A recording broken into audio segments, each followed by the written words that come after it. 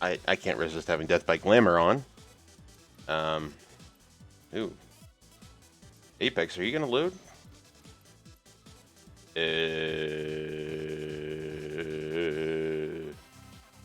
Guess not. Do I have to restart? I think I do.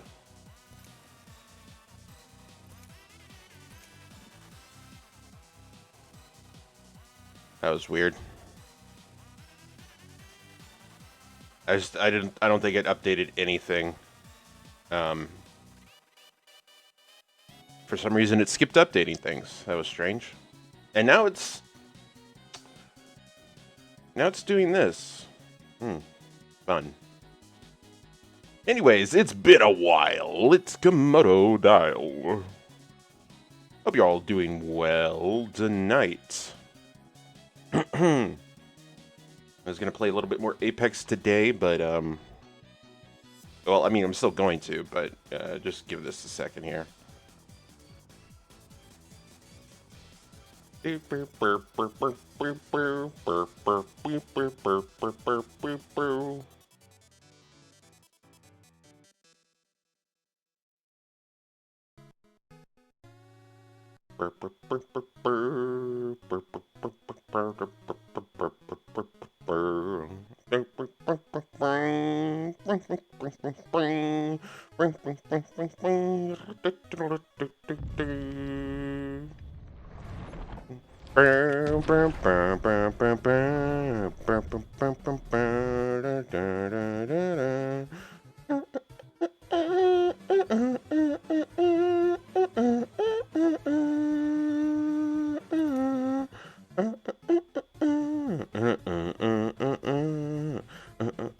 Yeah, there we go.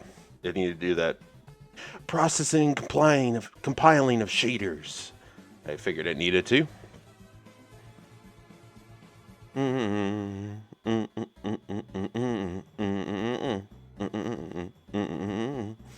I should, you know what? I don't know. Oh, this is just making me think. I should play Undertale on the stream one day, but I mean, I've played the game to shit and back. Also, Undertale is one of those games where I kind of would feel bad about playing it again. It's one of those games that kind of makes you become so connected and involved with the characters that you know that even replaying the game would basically be equivalent to submitting them to go through the whole being stuck in the underground again and going through the same horrible shit that they had to. I'll never do a genocide run. So, I think that would be too hard on me. But maybe I should do it at least once for stream. You know, the whole Sans Undertale challenge. Even though that's not his name. It's just Sans.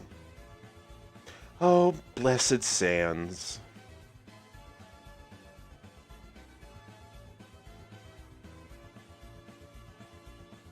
Sans is one of my favorite type of characters. The joke character that's secretly powerful. You know, it's I don't care what anyone says. He's not ruined in my book. Because you can't ruin the pure essence of Sans. Because if you try to, you're only going to try and ruin the epic version of Sans that's super powerful and badass, when really he's not. That's the whole point of his final battle, is that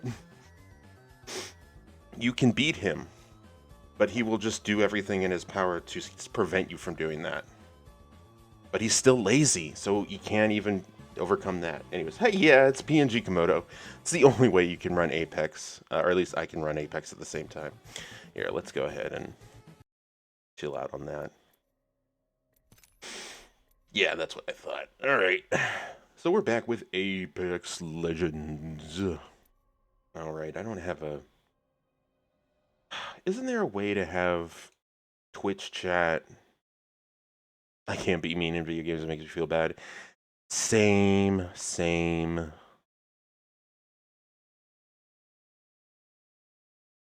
I thought there was a way to have Twitch chat be just like transparent on the screen for you, like an overlay. But I haven't figured out how to work that. God, I checked out the thing, and I should have done any of those things on that Twitter page. Oh well. C'est la vie. But how are you, Malv? I saw you've been streaming a lot more. Sorry, I haven't been able to join any of them, but I hope things are going well on that front.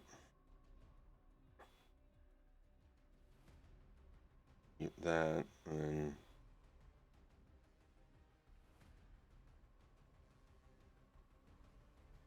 don't I have a way to? I had a yeah. There we go. Creator mode. That's what I wanted.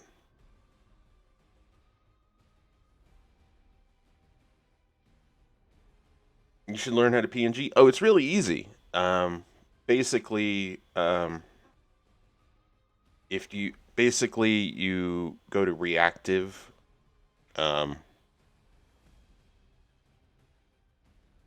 um, here let me step myself through the process just so I can. All right, yeah.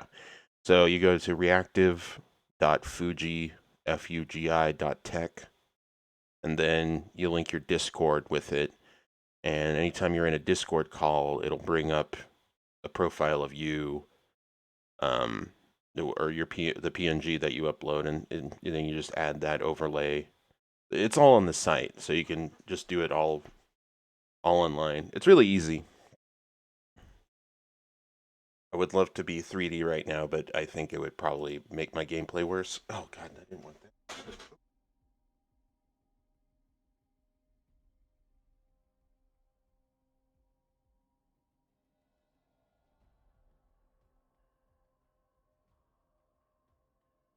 That's good. I'm glad. I'm glad you've got everything set up for you yourself to stream. Um, I this so it's not a pain. Okay, so now have they separated it now? I hope they. I hope they haven't. Nope, don't mute. Nope, mute that. No, oh, okay. Well, I guess I'll just open Stream Manager here and just leave it at that. I hope it keeps the chat updated. Otherwise, I'm not going to be able to see it. But who knows if I'll be looking that much. Anyways, um, so as with last time, I streamed Apex Legends. I'll be watching the episodic chapters that they really. God damn it! That's the thing that I don't. That's why I prefer having the actual stream up. You see, my phone likes to go dark, when not in use, but it doesn't go dark if I have the stream up.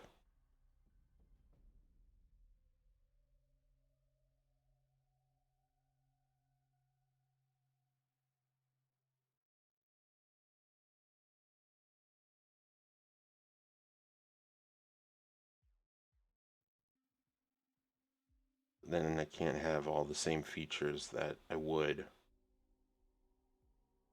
Wait, is it not showing? Oh, I forgot. I should. I think I accidentally hit the wrong thing. Whoops. Whoops. Whoops. Let me tab back to the correct thing. There we go. And I don't need this up. Why do I have this up? Get rid of that. Okay.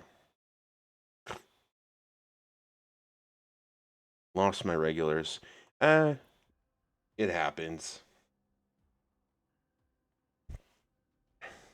Maybe they'll be back. You never know. And anyways, if you're streaming for anyone but yourself, yeah, you're just streaming for fun. Yeah, that's basically it. I mean, if you can't handle streaming to an audience of zero, then you'll never make it anywhere, honestly. Unfortunately. Anyways, so we're gonna start. I'm gonna read off the next section of this chapter. In the first chapter, we saw that Seer was coming back to what did he call it? I already forgot. Coming back to his home world. He's lauded but also hated because people think he had, um, he was involved in having the Apex Games play at his homeworld's moon, which basically left a lot of people jobless, including Catalyst, who hates him but will defend him from protesters, I guess. Anyways, him and Octane had a little chat, and then they decided to go to his home because his mom wasn't texting him, and then they came to a room filled with blood. Has his mom been affected by his choices with the Apex Games? Ooh, let's find out. A sea of glass drowns the floor. An attack. A violation. Mother! Father! There is no response but the wind howling through the wound in my home. Ooh, that's a good line. Someone's flexing their writing skills. The windows have been shattered, bookshelves toppled, photographs disgraced, but no sign of my parents. I search through the den and find messages of hate, weeks worth, directed at my parents, blaming them for me, for my part in bringing the games here, for my curse.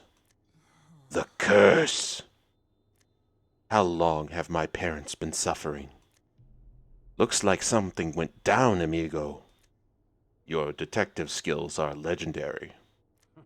Thanks! This one time I found a stash of secrets behind a portrait in Pop's study, and that was sarcasm. Being paired with you, perhaps I am indeed cursed. Observation numero dos. Blood. Around the window frames, yes. This is blood from breaking in, not from combat. Ba-ba-ba. Love that trope of writing in a cliffhanger. There's blood. And then in the next episode, don't worry, the blood's not that important. Oops. Well, doesn't matter. Unusual. Father built ways to protect the family, and few could move with the grace of mother. If they were attacked, they would have fought. Okay, so no fight. Maybe your folks went on a high-stakes vacation. Enough. It is your father I must speak to. I didn't miss anything, right? Okay. You think he's taken them? No. When going against Pop. Ugh, hold on. You think he's taken them? No. When going against Pop, he needs you to know he beat you. Trust me. If he took your folks, he'd be bragging. Your father has twisted every deal and gone back on every word he has spoken to me. His lies have sparked a fire that burns Boreas and Cleo. Boreas is his homeworld. That was it. He may not have taken my parents, but he is responsible for their suffering. Eduardo Silva will find my parents, and will find them unharmed. To the average Outland denizen, he can be a hard man to get a hold of. But to a son... You want to go mano-a-mano with Pops? Yeah, I'd watch that. I'll give the old man a call. Well, look at us teaming up, amigo. Once rivals, now forced to work together for a greater, cooler good. Oh no, please. Opie and Octi right again. You must stop immediately. You prefer Stocktane? That's Seer plus Oct... Where is your father? My parents can wait no longer. Ooh.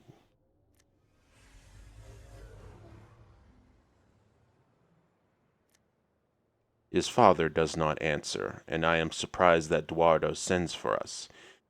It is a sinister limousine, available only to Outland's most wealthy and devious of creatures.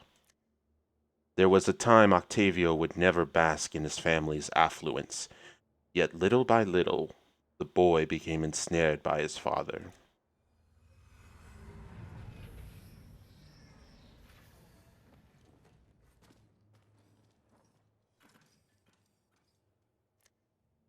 We land in front of a memorial site on Cleo.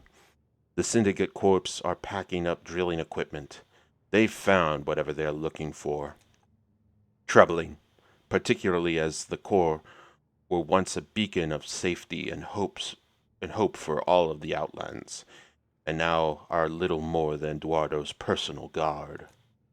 Okay, this is new. Guess I ought to read those morning brief things his secretary sends me, huh? Your family dysfunction means little to me. I care only for answers. Oh, there he is. I actually don't know how he sounds, so I'm just gonna give him a voice. Actually, how the hell do I pronounce his last name? Idolasim? Idolasim. Mr. Idolasim, so wonderful to see you, my boy. For an old man with a cane, Eduardo's movements are profoundly subtle. There are few who can sneak up on me. I would be delighted to answer any question you might have. No question, only a demand.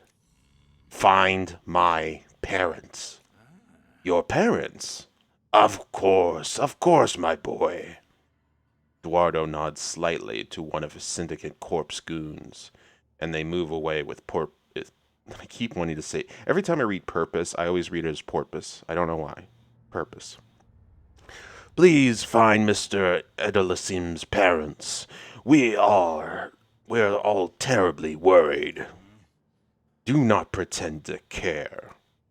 One moment, my boy. You must trust me. Trust you? I came to you for help, but receive only harm. The people blame me and take their rage out on my family. Ah, so you've come all this way to express a lack of gratitude. Gratitude? You forget, my boy. Boreas and Cleo are symbiotic.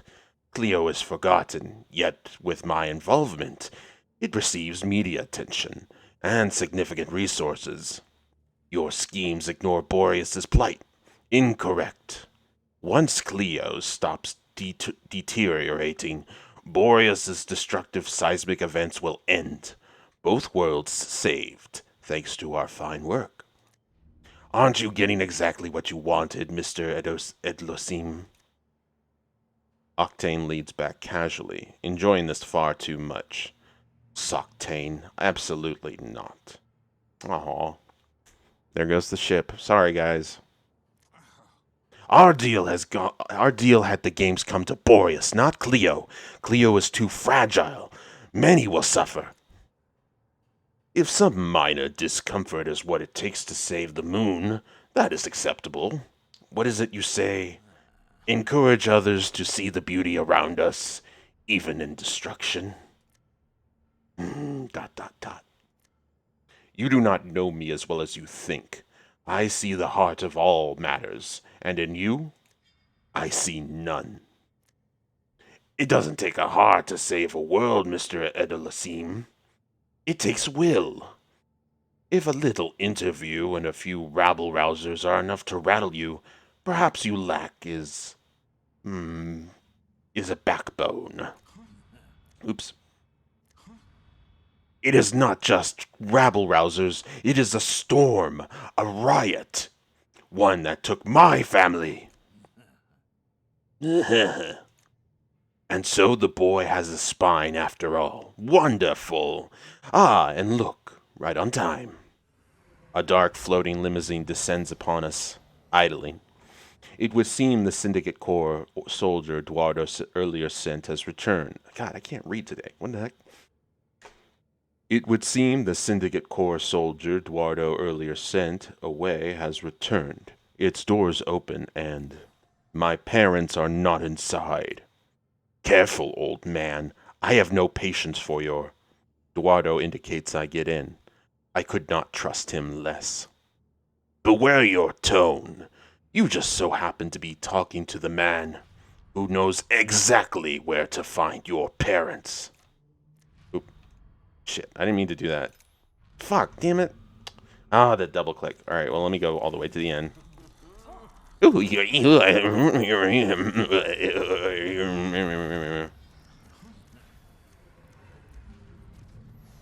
Okay, underwater.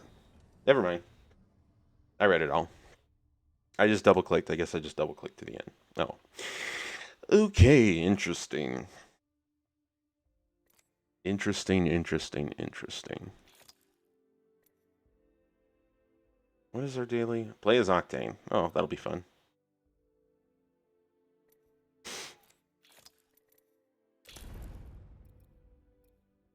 I do like this skin a lot. Although, I guess I would prefer Speed Demon. Oh, no, not Speed Demon. Which one is it? Oh, I guess I do have the best version. Never mind. I don't like the hair on Speed Demon, but this one, it's cool. It's just I don't like the white, all white with like a single bit of red. Just a little bland for me. Although the other skin that I have that I like is way too flashy. I feel like it should give me away every time I use it.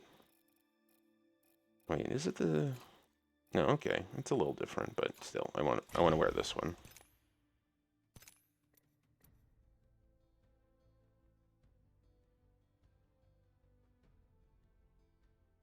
If you are saying... I hope you're not saying anything, Mouth, because I can't...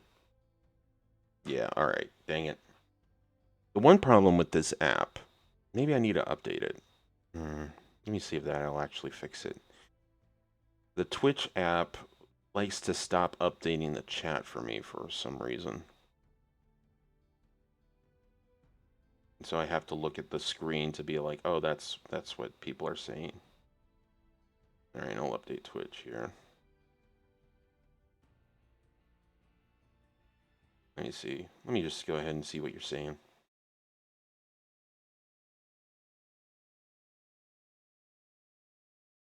These two feel like they shouldn't be left alone. Yes. Oh, I agree.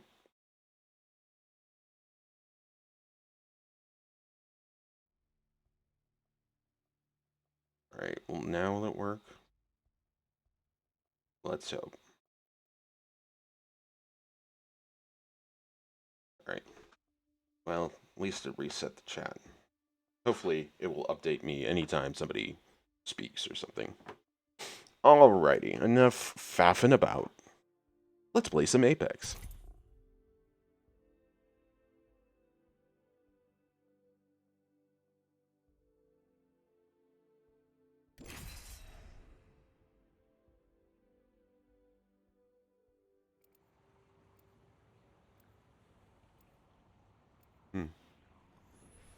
Wait, what is that guy's name?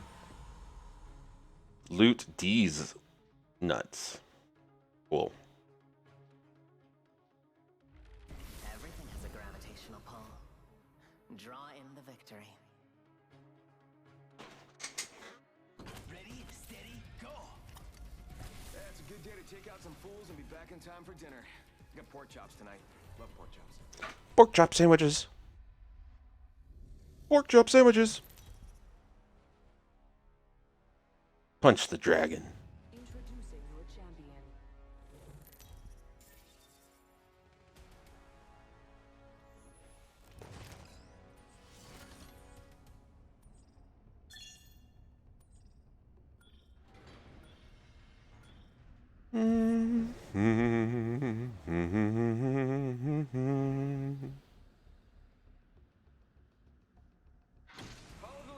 All right. Whatever. I mean, as long as we win. Well, looks like we already got one compadre. Oh, we got two compadres. Two squads of compadres, I mean.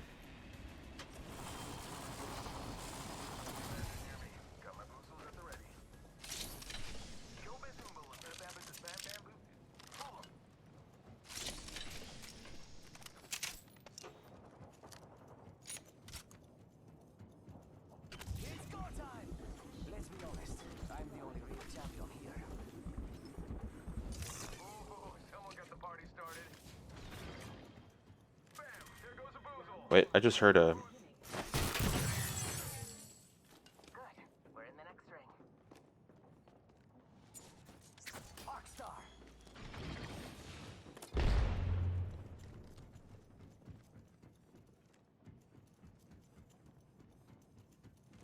Getting shot. Strong enough to... Shots fired, and they're hitting me. Bam to the boozle. Sending out a decoy.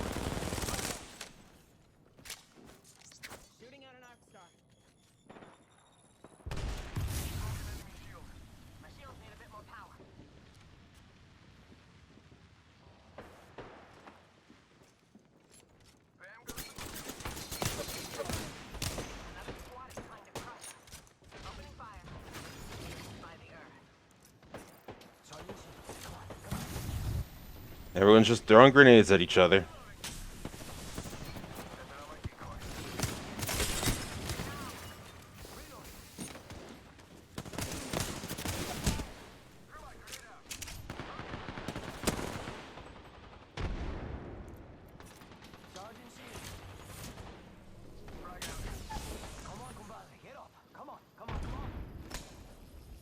They're probably gonna come around right now. Get the bamboozling. Using a phoenix kit. These will pierce them.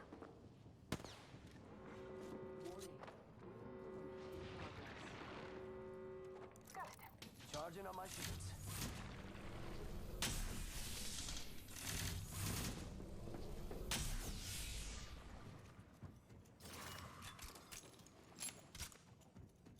Recharging shields.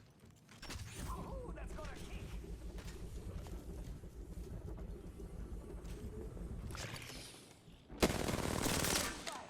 That wasn't good aiming at all.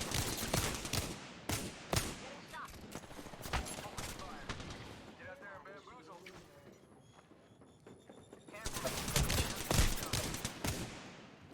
Reloading.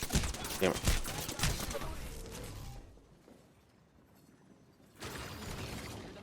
Stop that. You're too young to disappear. Ugh. I'm not doing great right now. I'm just warming up, I guess. That's my excuse.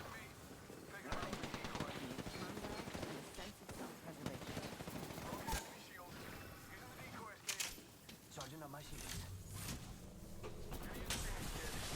Reloading. Grenade. Killed that enemy.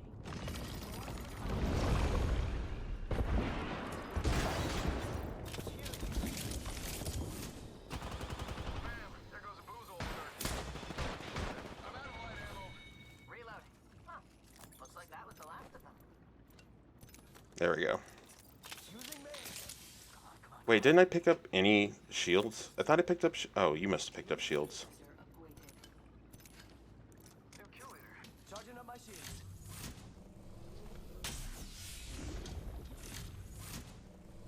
Alright, I need ammo. Nope, don't got any ammo there.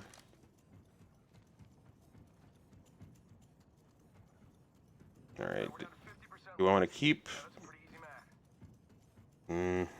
I guess I do.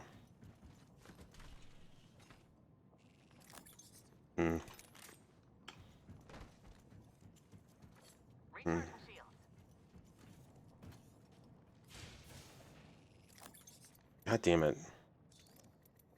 I need light ammo. Evo shield here. Level 3. I need restoration. Healing. Thank you.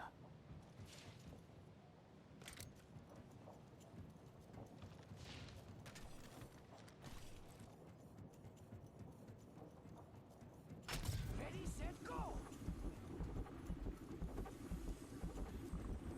Hold on. Sending out my decoy. Alright, well, I got a grenade.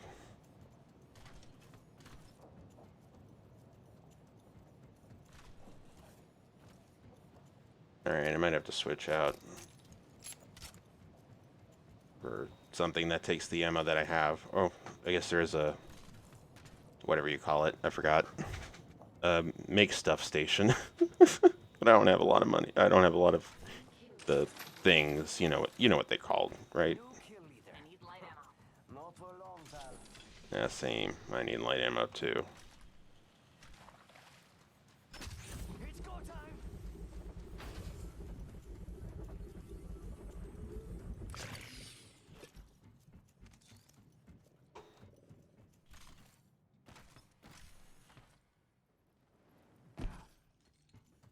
Nope, lots of energy ammo.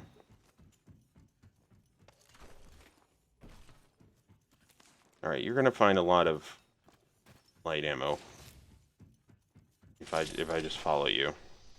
You know what? Fuck it. I'm just gonna switch out flatline. There we go. I don't need light ammo anymore. Mira, light ammo here.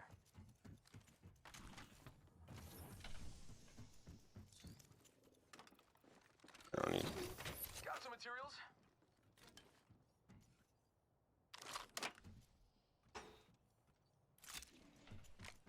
Light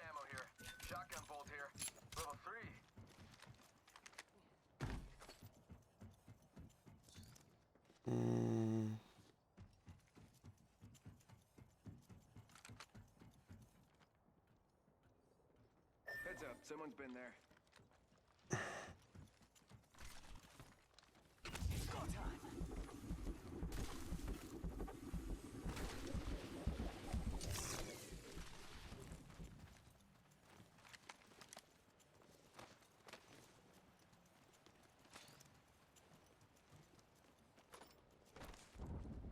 I'll leave this here for a spell. Okay, if you wanna. Oh, well, we might as well loot that loot shit.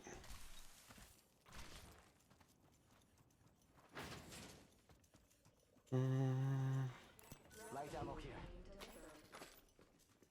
Replicator in. There we go. All right. Let's exercise our craft. Light ammo here. I probably don't need this right now.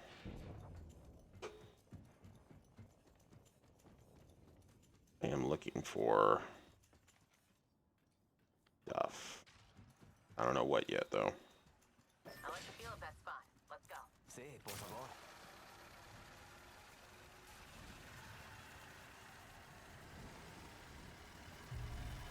I think we should go over here.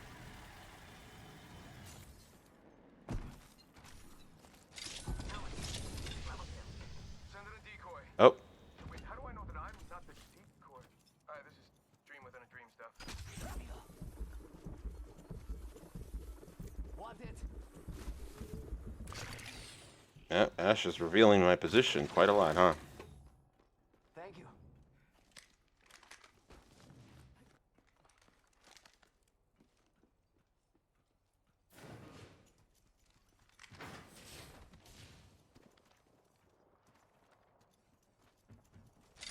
Bad guy over there.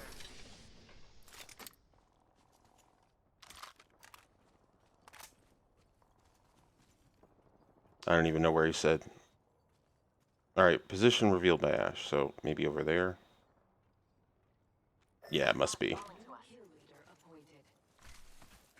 New kill leader. Gosh, Need to be keep doing it, huh?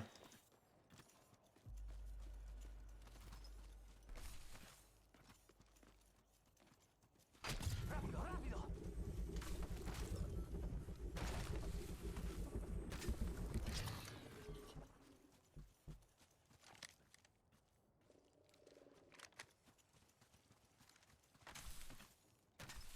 I'm gonna follow Loot These Nuts' lead. They seem to be taking point here. Doesn't mean that they're probably the best at it, but you know, whatever. Might as well. Sending out my decoy.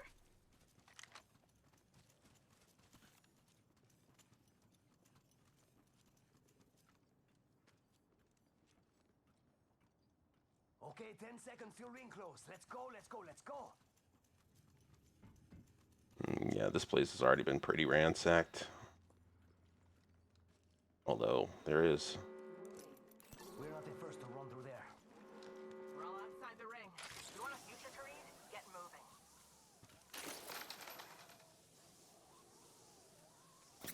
Focusing on me. My shields need a bit more power. Where?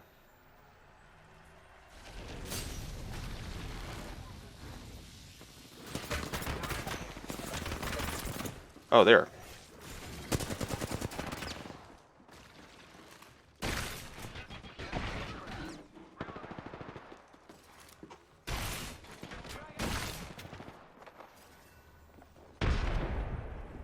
Send in a decoy. Get shot at. Fuck, that was dumb. I knew it was going to be that. I knew it was going to be the Ash that tracked us down. A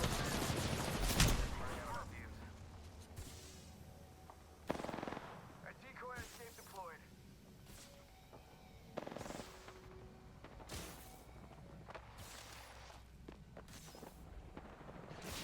Alright. We might have a chance. Bam! To the... Bam! I'm running out of ideas. Enemy shield cracked. We got everything under control. Oh, God. This is taking too long. Next ring's far.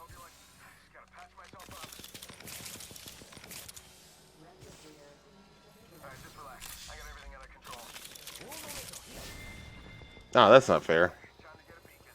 Dang, looks like it's just gotta patch myself up. Hang on. Great. Well, I mean, hey. Damn it, that's not far enough. Fuck me. One sec, healing up. I don't have a... Yeah, I don't have a heat shield. Alright, it's probably going to be better to go up here.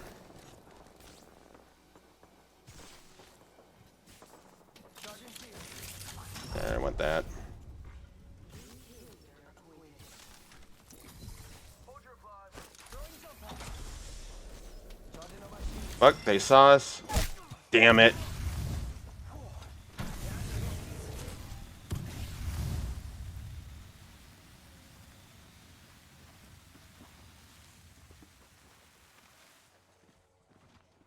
One sec, healing up.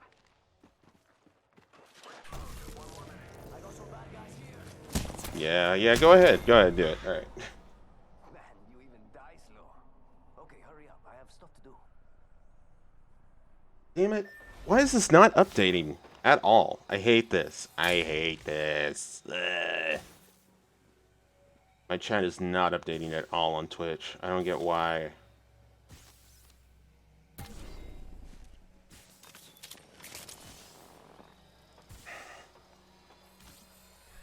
Alright, have a good time. Have a good time, Malf. Oh, hi, Bobby. Fondest childhood memory. That's hard to say. I've got plenty. But fondest? I'm gonna have to think about that.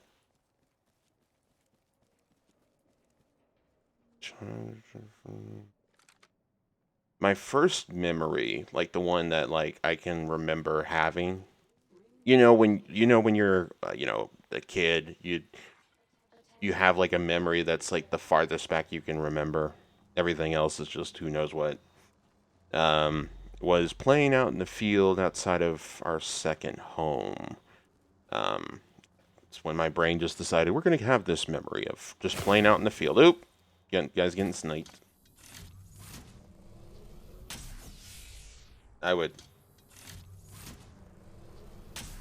I would do some bamboozling if I were you. I would use the emergency one, actually. Yeah, that's what I thought. Nope, you're getting cornered. Oh well, we're the top 3. Just by virtue of being the last ones alive. Fondest childhood memory. Fondest. Um...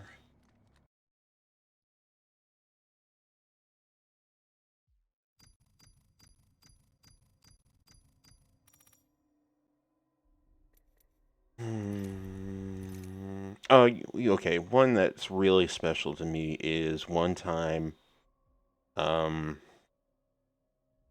Pokemon Stadium 2 either had just come out or was coming out. I don't remember if it was like, I don't remember if the occasion was it was my birthday or Christmas, but I remember coming home from school and there is a spider on my microphone. That's not part of the story. There's just a tiny spider on my microphone. Hey, little guy. That's cute and all, but I'm going to have to ask you to move. Here, go over. I don't want to move there.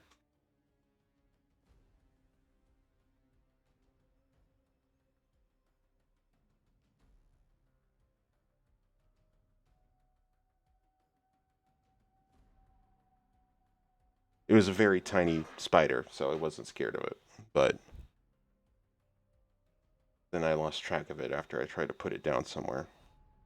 And I came home from school, and on my and there was a poster on my bedroom door of all 100 or no all 252 Pokemon and a copy of Pokemon Stadium 2 waiting for me that my dad had gotten, and that was pretty special.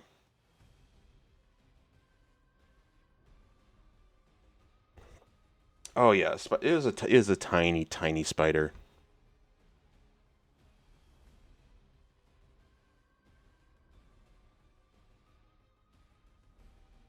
I used to have a way bigger phobia of spiders and bugs, like to the point where I couldn't even touch pictures of them.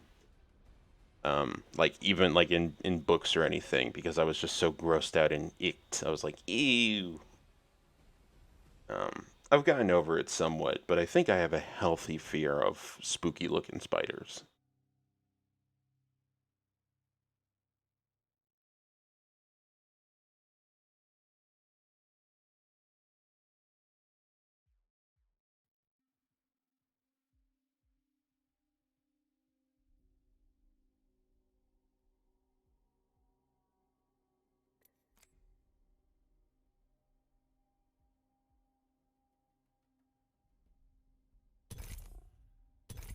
Damn, double click.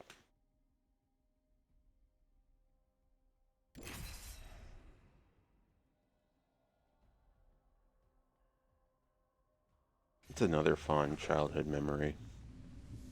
I have a pretty. I have this one memory of also.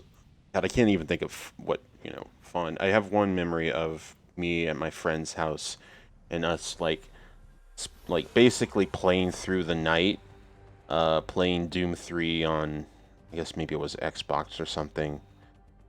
And God, it felt so long. Like us playing that game felt so long, but I think we only managed to get like 3/4 of the way through because I think we stopped around the big guy that turns into a tank.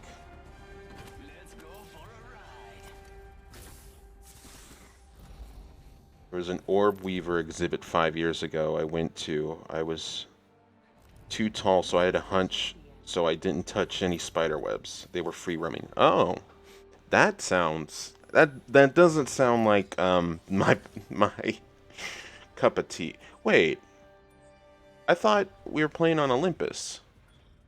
Huh? Wait, I'm confused. Why are we on World's Edge? What? Why are we on World's Edge? Isn't it supposed to be Olympus?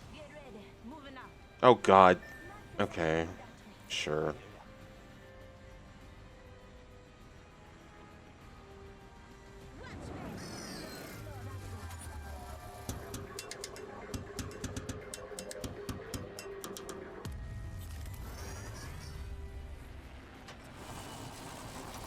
Thank you. I have plenty more.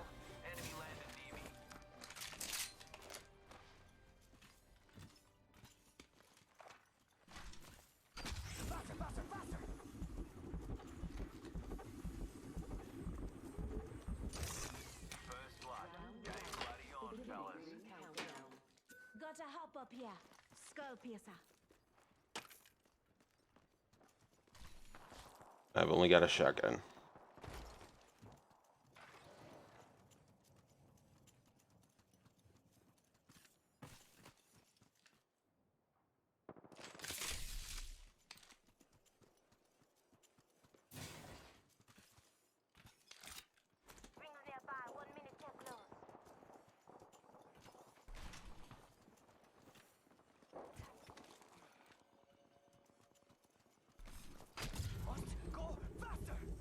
Let me go pick up that.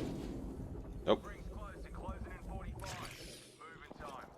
Oh wait, there was a weapon right here. Oh shit.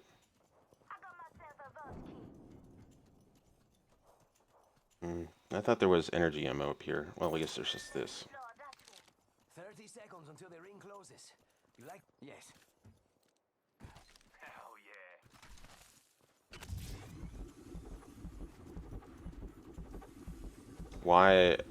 Why is Pink Factory going that very odd way?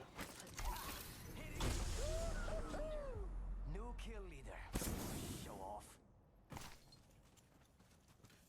Actually wanted to check out what's in here. No, nothing really. Or nothing I can use.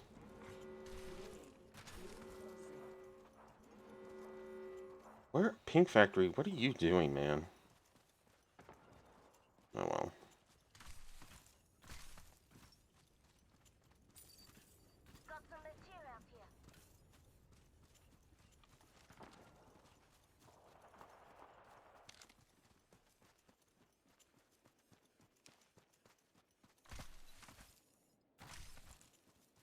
Alright, well at least you caught up.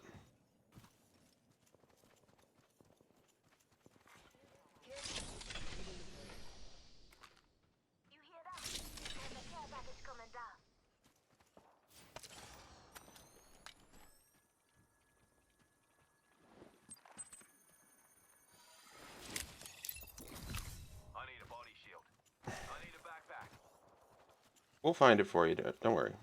Throwing jump pad.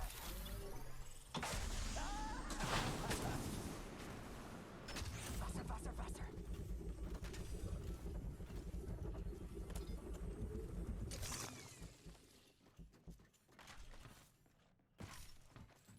We'll probably find it in the vault, since we have the vault key.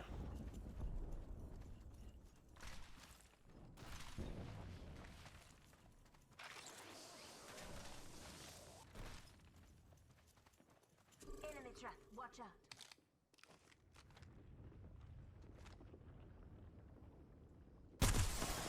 Enemy shields broke. Reloaded. Now they already got the vault. Damn it. Enemy down.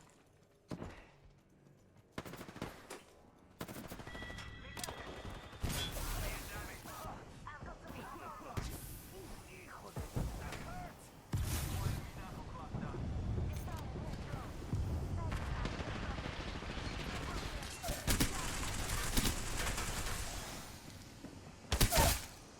Come on, compadre, get up. Come on, come on, come on. Down one. Down. I didn't hit the X button fast enough. Bad guy. Come on, come on. Enemy's reviving here. Enemy reviving here. Good job. Broke that enemy shield. Now just don't lose to him. Alright. We didn't just become mates for you to carcass, Shay. Enemy squad's dead. Need my help again, huh?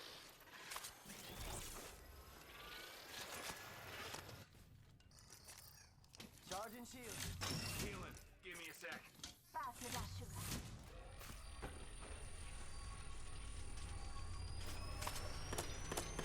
I'm just gonna use the Phoenix kit. I don't give a shit. Backpack here. Level 2.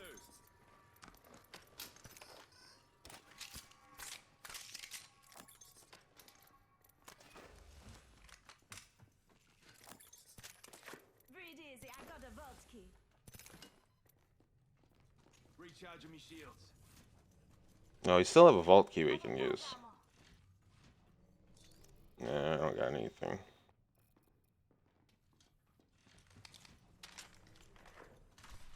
Recharging me shields. Mira, light ammo here.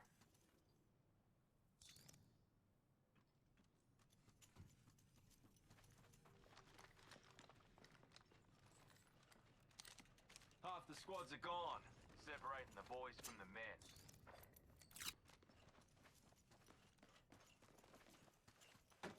Listen up. Got a vault key here.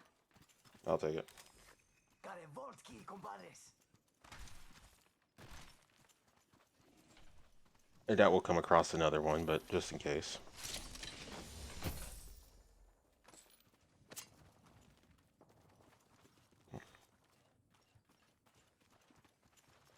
Extra supplies over here.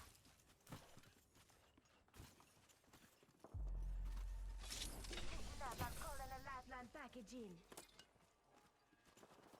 Alright, I get to take two.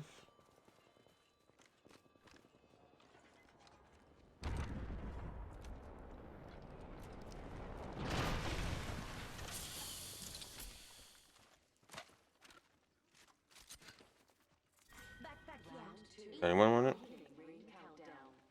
I'll take it. Gracias. And I'll take... Oh. Gracias. Alright, mate. Don't have a cry over it. Here comes a replicator. Go faster.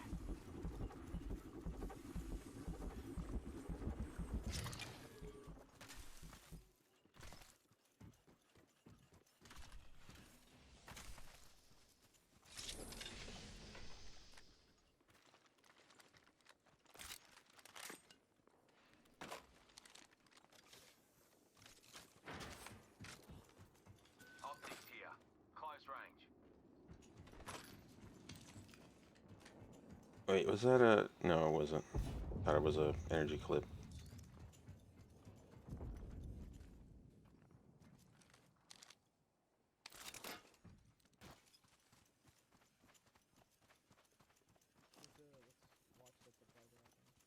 Why is his voice so quiet? I could barely hear him.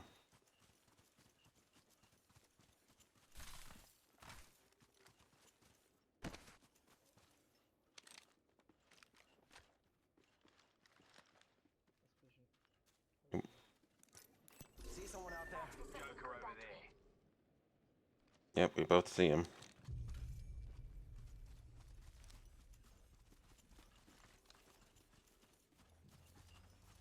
Hang on, I'm crafting.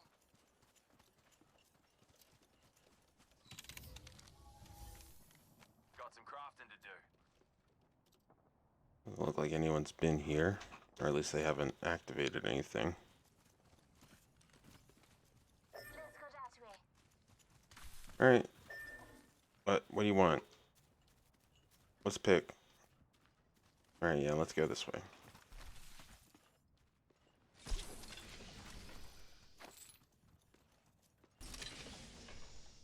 I don't need anything there.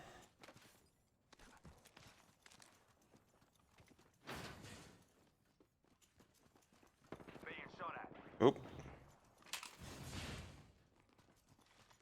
Juicing me shield. we got company.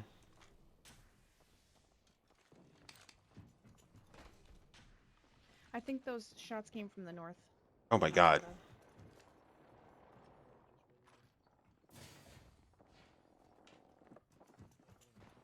It's so shocking when somebody who hasn't talked at all starts talking.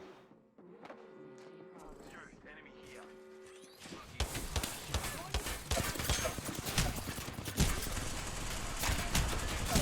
I'm down.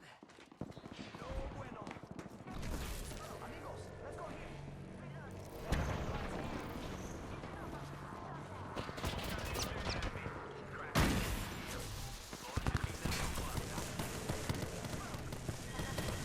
Oh, Every scar tells a story, mate. nice. Holy, bro.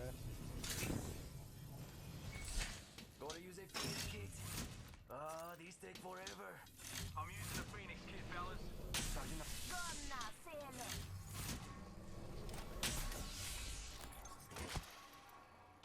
Optics here.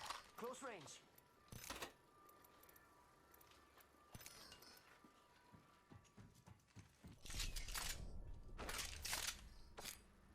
No one ever takes them. I don't know why. Are they just seen as useless or what? Yep, I hear somebody. I hear a Gibraltar alt. Or alt. Gibraltar alt. Gibraltar alt? Yeah, I think we're good.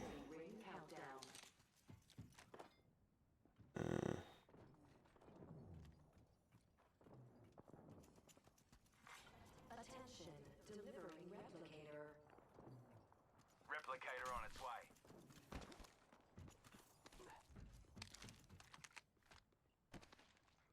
Let's go that way.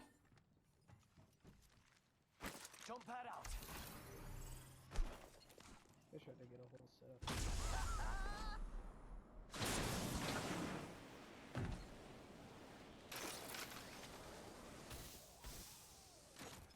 Don't fall into the lava.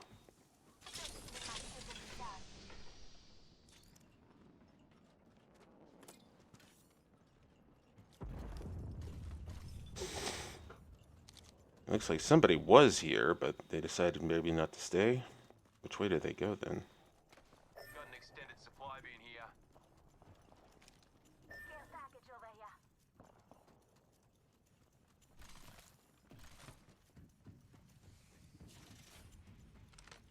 here. Take that Kraber. Cheers, Shay. Hey, you're a whiz on the old toms. I'll take that. Man, brewing.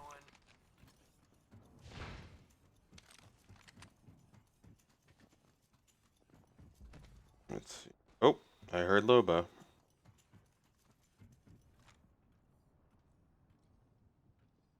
think Loba's up there.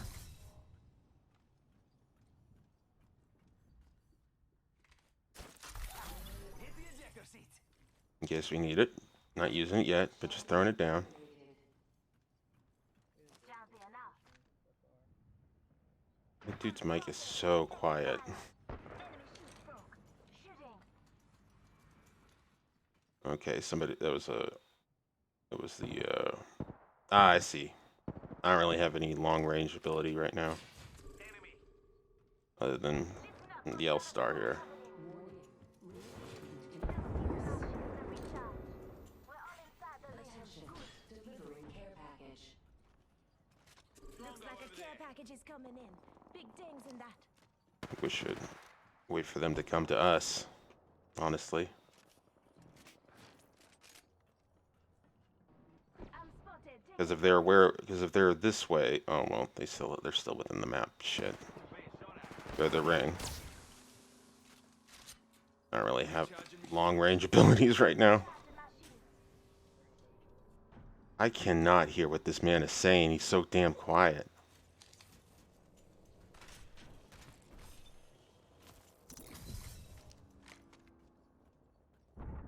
Gotta clown that away. Ah, I see. Beginning ring countdown. We're all inside the ring.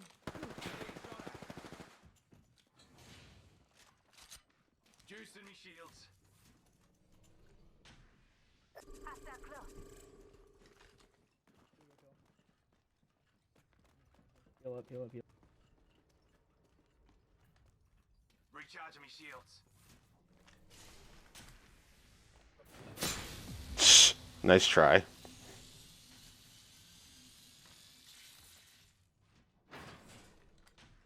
I only have one shield cell left. Shield battery here. Holy, thank you.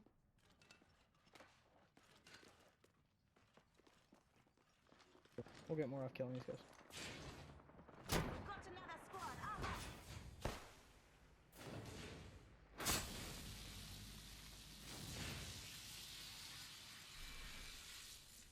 Recharging my shields. Shooting a thermite. Frag out. I'm so lucky that I managed to throw that frag right as the door closed. Otherwise, it would have just hit us. Firing me thermite. Just giving my shields a recharge. It's fine. I don't care. Recharging me shields. We have them zone guarded a little.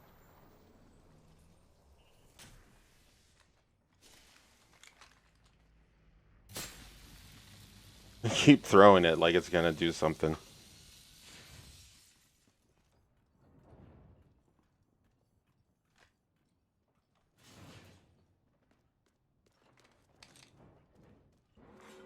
Warning. Ring movement in progress. Say one. We're all inside this ring.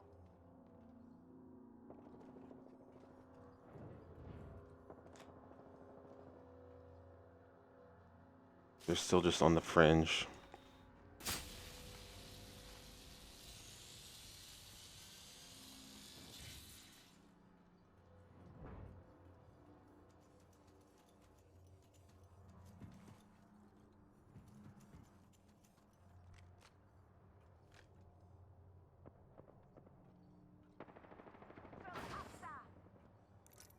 Enemy spotted.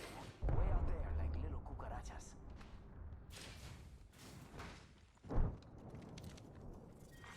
Round 5. Oh boy, now we have to move. Down. Don't get too nappy. Serving them a knuckle sandwich.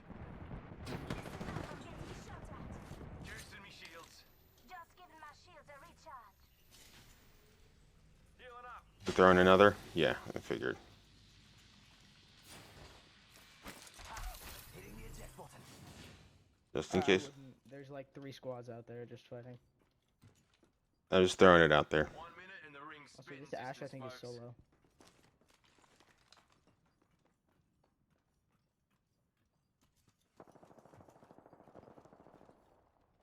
She may have a Loba with her. I thought I heard a Loba ult before. 45 seconds. Hmm. Rings just up ahead. I haven't seen anything but Ash though on that side. Might have been a little bit somewhere else. I don't know. 30 seconds. We actually just have to zone guard him.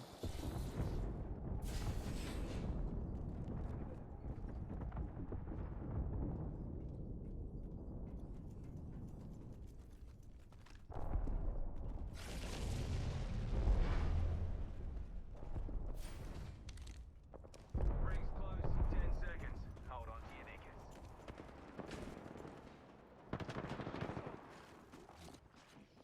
Broke this shield now. Reloading. We're done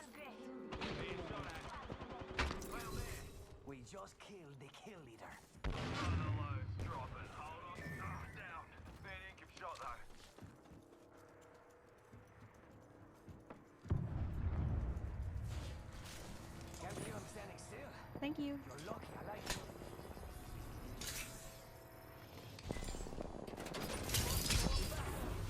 I didn't mean to throw all that.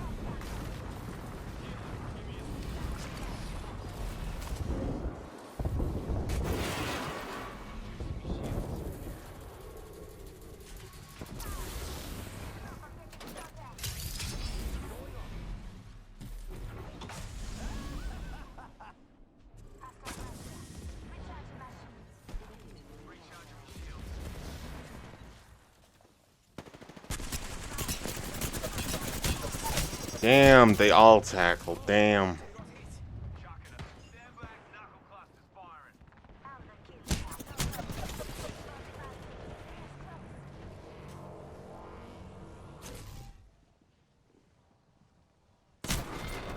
Damn.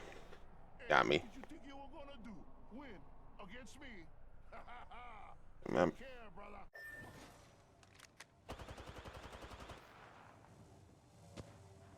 Okay, we have the ring on them. Just wait, we have ring on them. They're gonna have to come to us.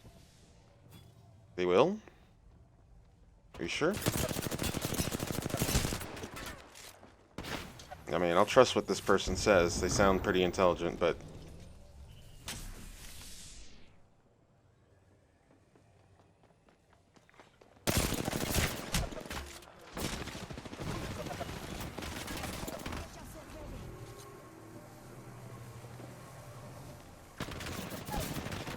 Shit. I'm gonna say... GG. GG's, good job.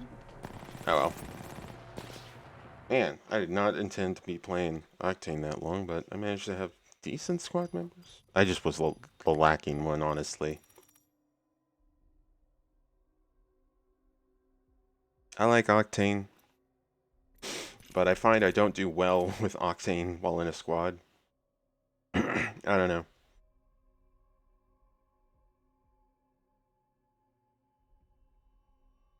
It did go to World's Edge. That's strange. Did they change the order of games? Wonder why.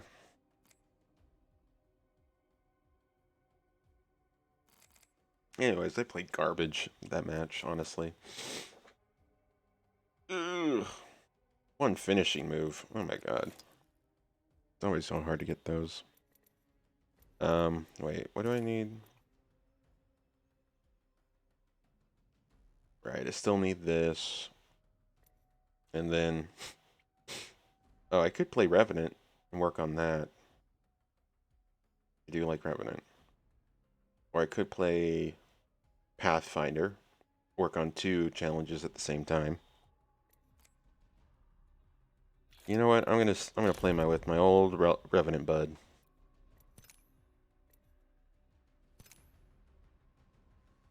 She's a natural.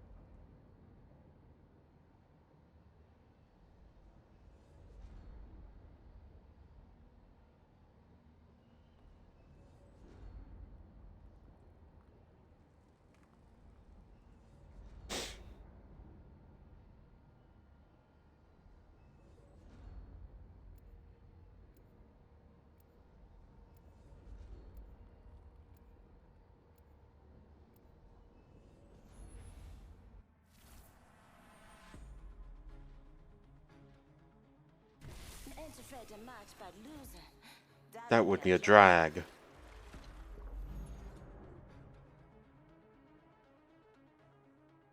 I'll spill out Stengesturm. Sound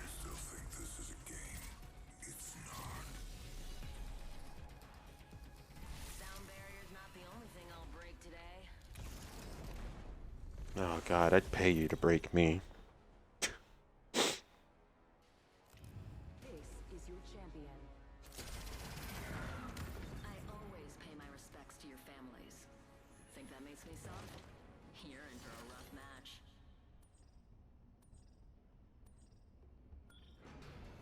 This might be a good place to land. I heard you. Get ready. Moving up.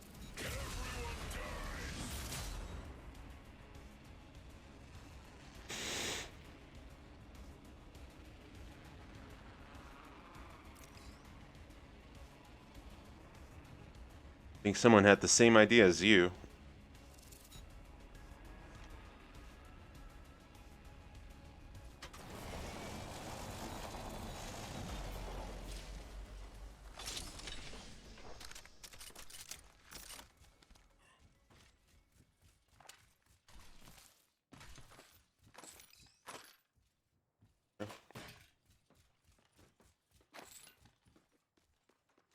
I'll just pick this up just in case I get some ammo for it, I guess. Round one. Beginning ring countdown. Enemy over there. We're in the ring, which means they're coming to us. Attention. First blood. First blood. Imagine crashing and burning on takeoff.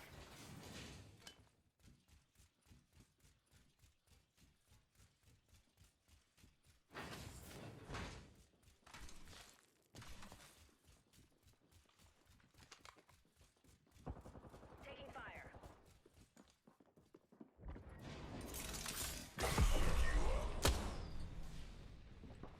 Fire. Cracked bogey's shield. Reloading. Damn it! Got one. Bandit on fire.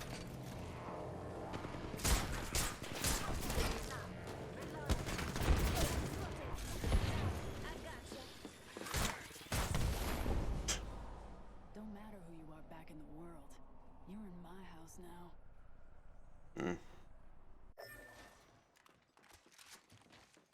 That was unlucky.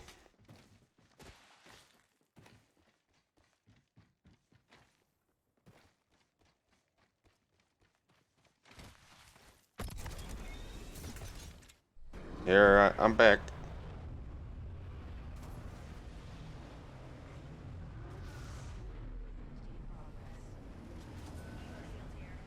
Evo shield here. Level 3. Recharging shield.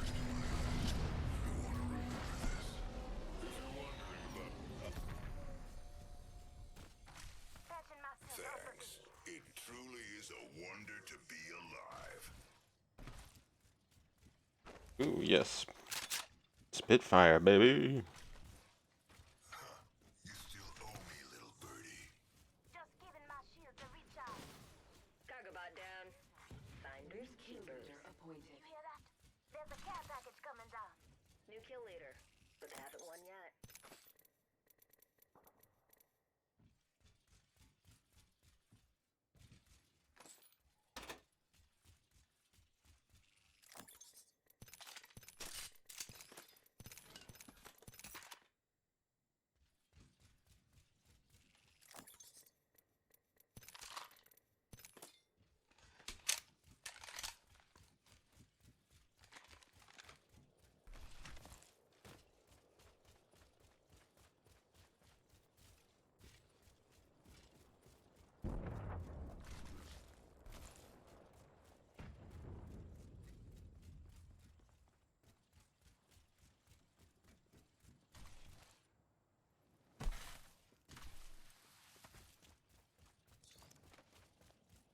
I didn't grab a backpack. Shit.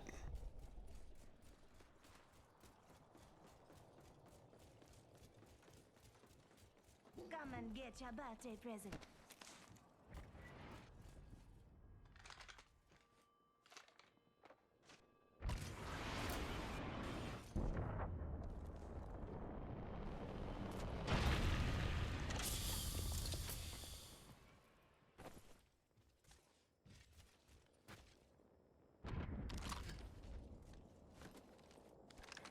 Evo shield Got here. an Evo Level shield 3. here. Level 3. I need it.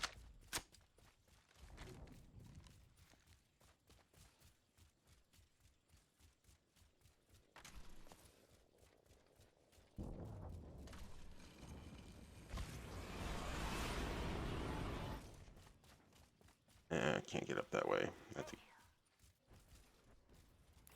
I didn't do. Never mind that. Oops.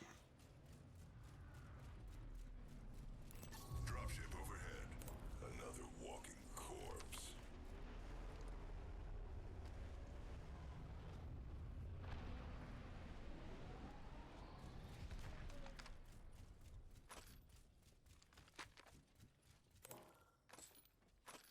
Extra supplies over here. Optics here. Sniper.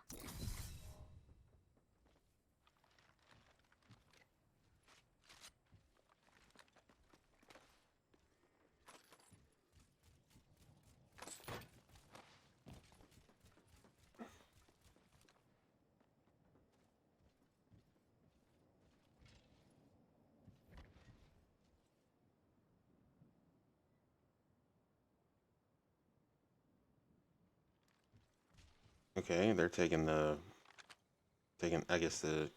Else where everyone is.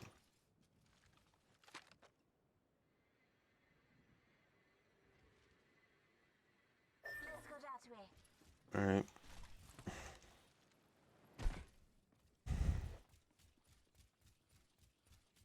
I guess we don't have any hostiles nearby then. Good. Got a closed door here.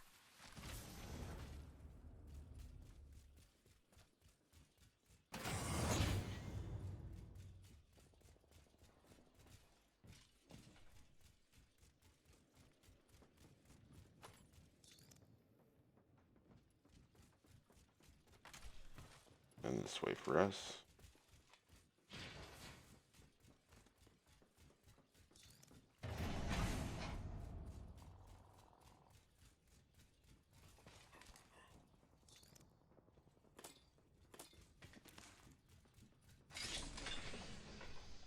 Got an extended sniper mag here. Round 2. Level 3.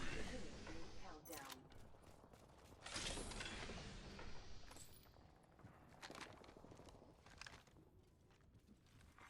Attention, delivering replicator. Replicator on its way down. I guess we'll take another health pack. Oh, we've got a Loba. Alert 5. Defending this quadrant here.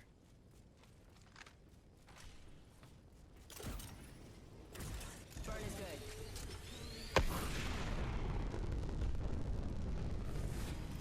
Make sure seat backs, trade vehicles, and automatic weapons are in their full upright position. I see, I see.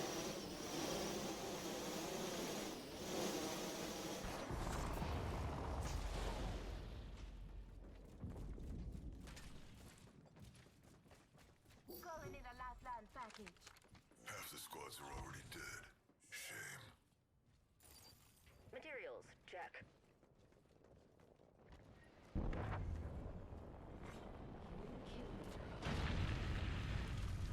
New kill leader. Didn't have it. My sights are Sniper set stock higher. here. Level 3. Got materials. This don't make us square, Body shield Carly. here. Level 4.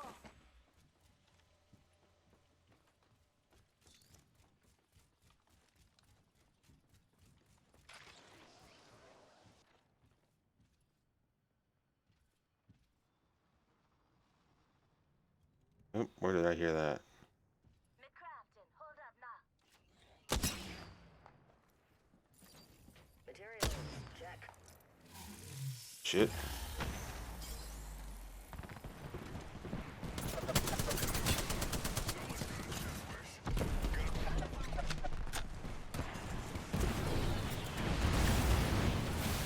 Fuck me.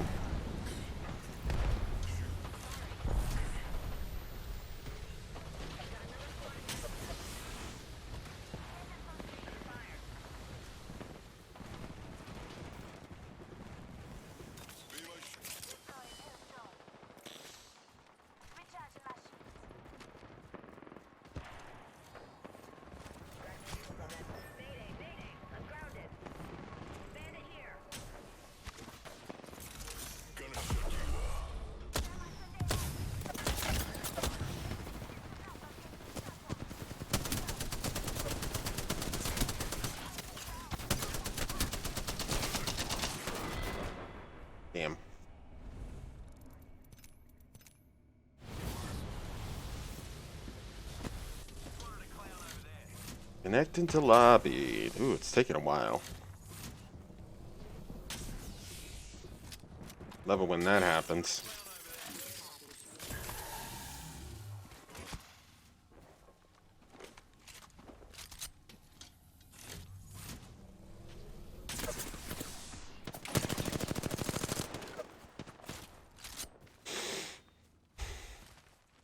Love it, love it, love it when that happens.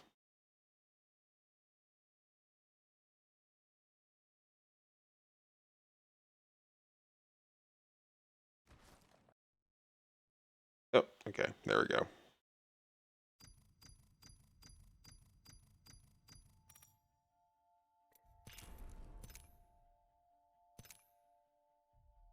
Let me change. I had that for the specific skin, but let me change that banner.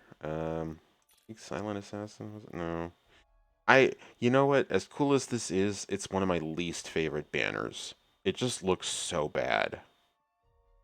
Like this thing kind of always gets in the way of whatever animation is. This thing just coming up from like just kind of sliding up from the screen.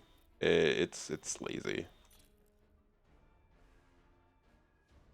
Similarly, I Shades of the Past one is kind of in the same way.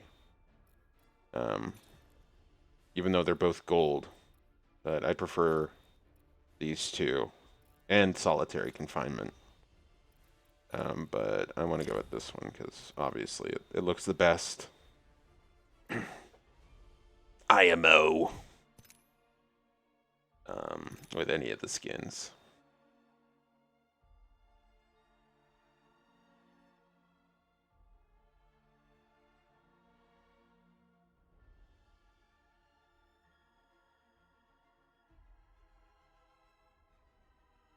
Ah! I always love videos of people getting jump scared by uh, Revenant's menu animation. Dogs, people, whatever it be. Because it did scare me when I first saw it, because I was definitely not expecting it. But that's perfect for him. You know what I noticed, though? And, I don't know why. But, maybe someone else can confirm or deny. Jump scare, yeah. Fuse's, um, Fuse's, menu animation. I'm pretty sure they got rid of the one where the bomb that he's, like, stepping on activates or, like, starts, like, blinking, and then he kicks it to turn it off. And,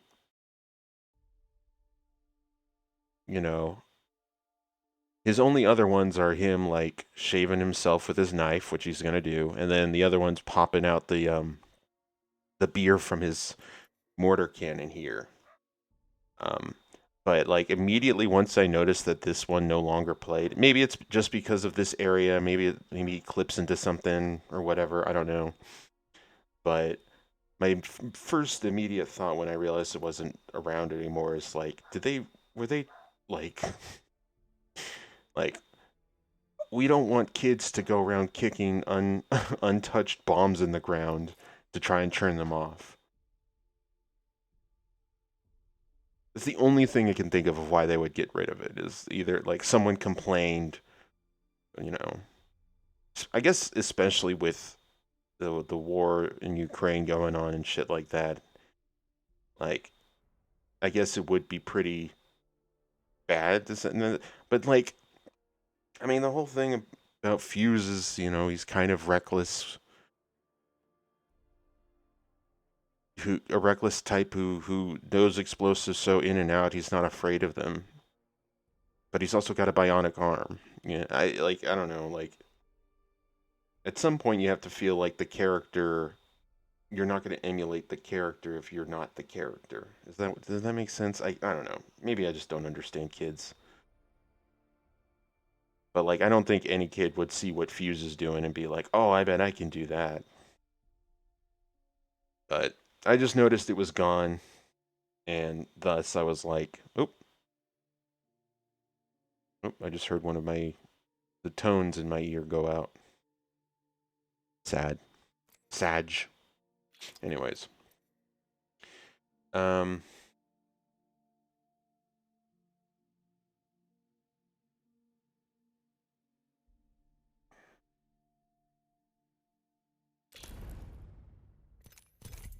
Oh, there we go.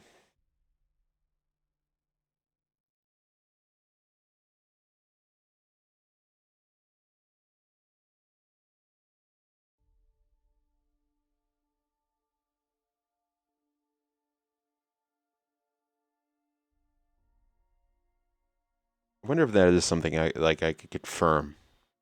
Like if I looked it up, like why does Fuse no longer kick the bomb that he's standing on?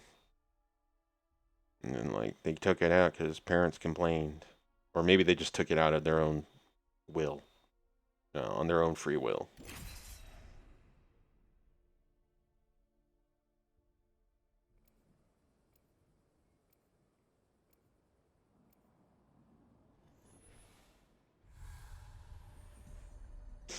When's the last time parents actually complained about something?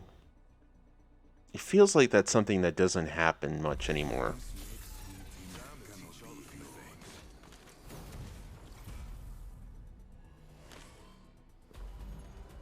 It's such a much more frequent thing in the aughts and 90s.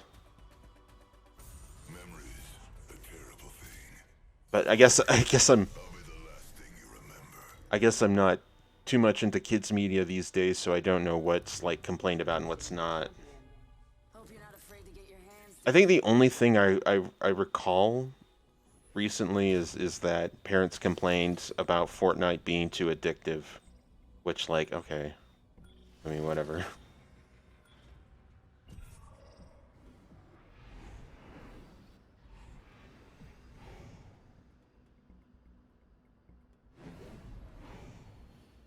But I haven't seen anything where parents were like, "Yeah, get this thing off the TV."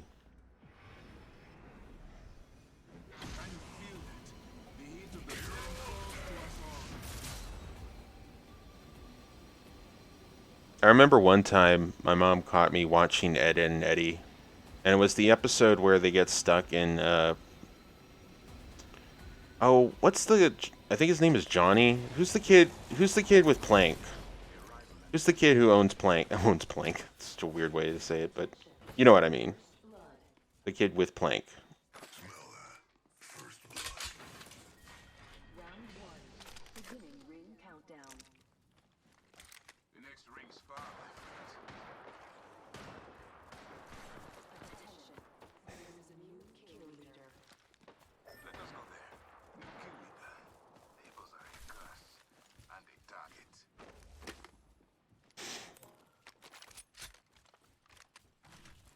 I think it was Johnny.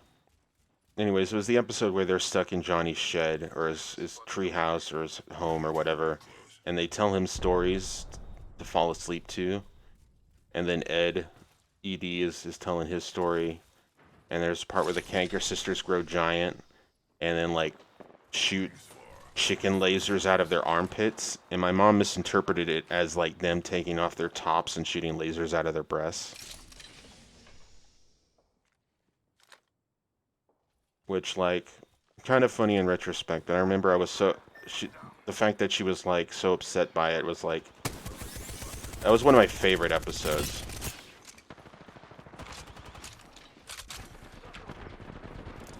Before I kill you myself.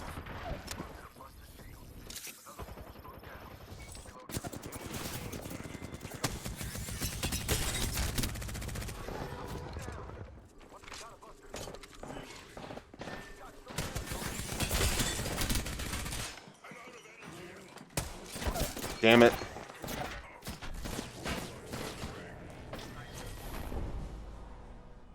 Anyways, that was one of my favorite episodes because it had one of my favorite jokes in it.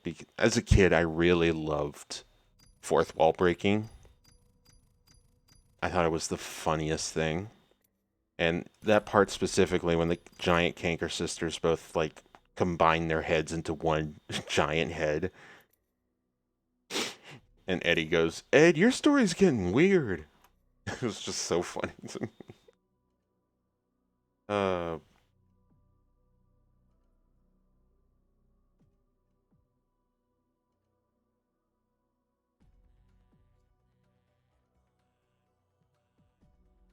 we could have probably done better on that one, but whatever.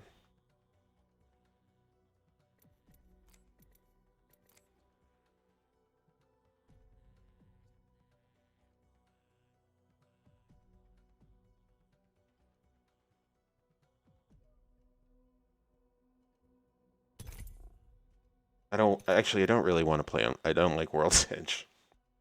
I want to play on another map. So I'm just going to wait for it to tick over.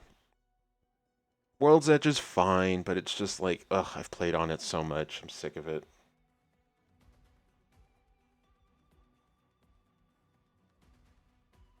Ah!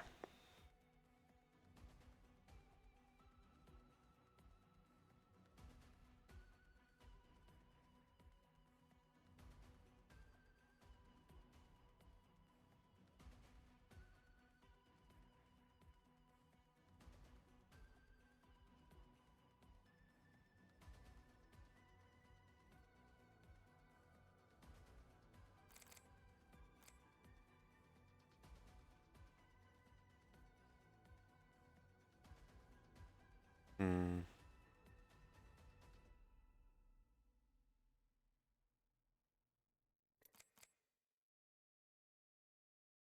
You know, I think I'm just going to switch to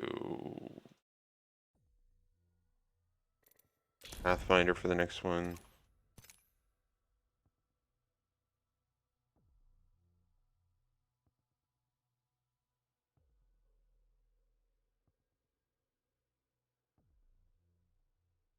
Yep.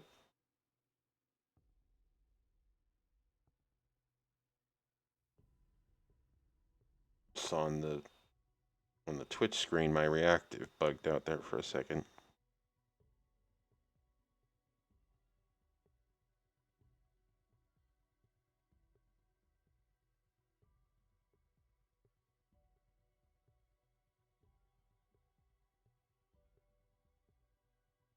It is bugging out a bit. Or maybe it's just my connection. Let's see. No, I'm doing fine.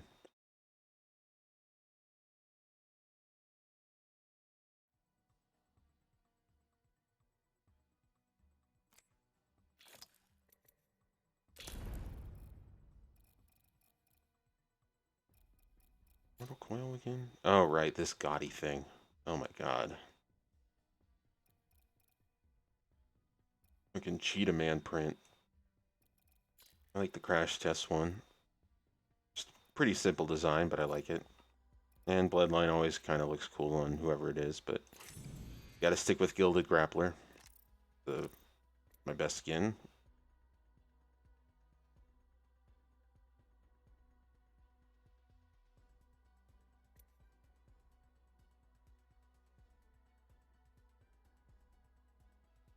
Why is reactive doing that? I don't understand. Hold on. I need to refresh it.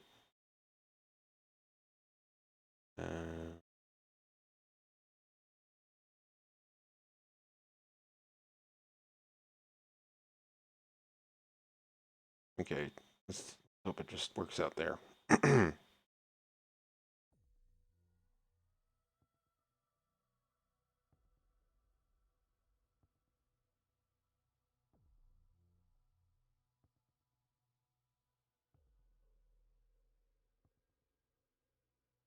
Time to go to World's Edge. It's my favorite edge.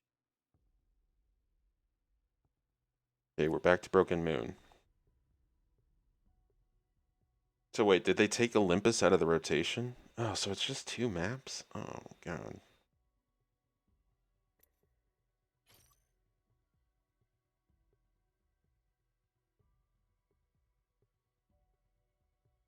I haven't even played Control. I haven't even touched it. Just it was so complicated.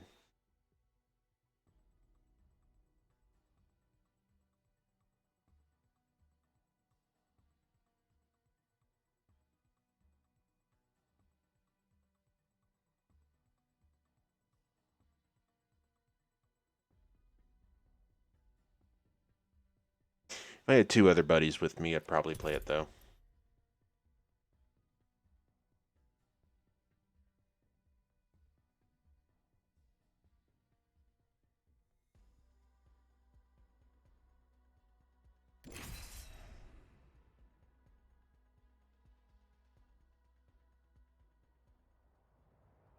Oh, Control. Oh, it's have you ever played? Okay, well, if you've ever played Halo, it's like Territories or King of the Hill. Um, I guess. Um, Basically, you control zones on the map. Um, and you get bonus points for doing certain actions. And then at the end, the top scoring team wins. But how like the score multiplier and all that stuff works out, and how respawning works, makes it a little bit complex. When I first checked it out, I read how to play it, and I was like, "This is." I mean, maybe I should just play it just to find out. But it seemed like something that like, if you wanted to do decent in it, you'd have to. This experiment will sort out the capable from the incompetent. You'd have to be playing with people you know rather than unranked. Maybe I'll give it a shot. Introducing your champion. Couldn't hurt, right?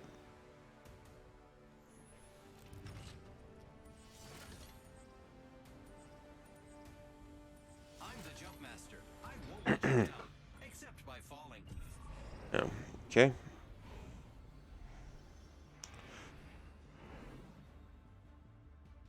Hold your breath. Let's go over there.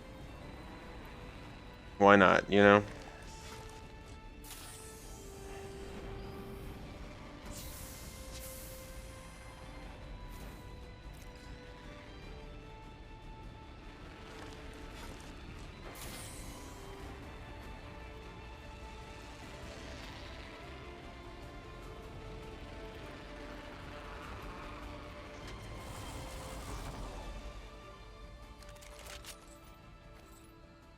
No.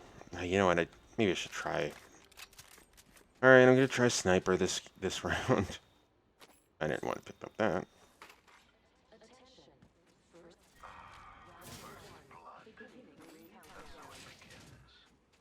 Look at the map. The next ring is far.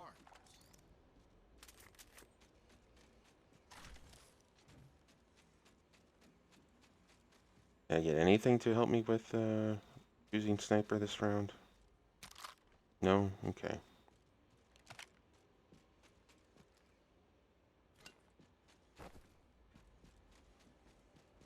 One minute. The ring is far. Ah, there we go. There we go. Thanks.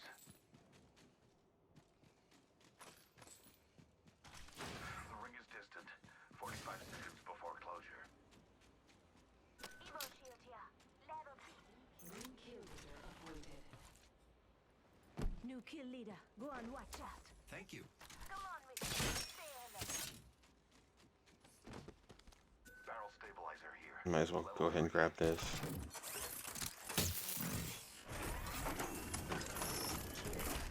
Team, I found the next ring location for us. Check your maps.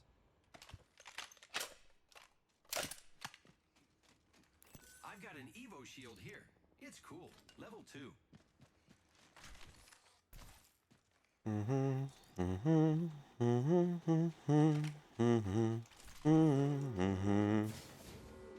progress. I can see it. Grappling.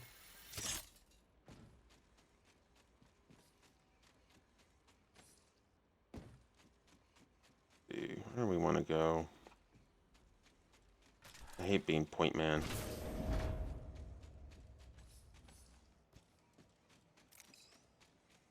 Just not my strong suit.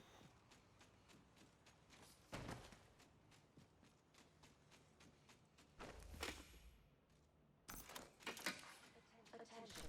Delivering care package. Looks like a care package is coming in. Big things in that. But Apex hates me. Oh, Hey, but Apex hates all of us. Don't worry. You're not alone.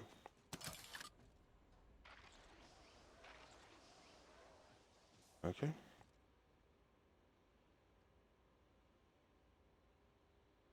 What the heck? Why is it? Okay, there we go.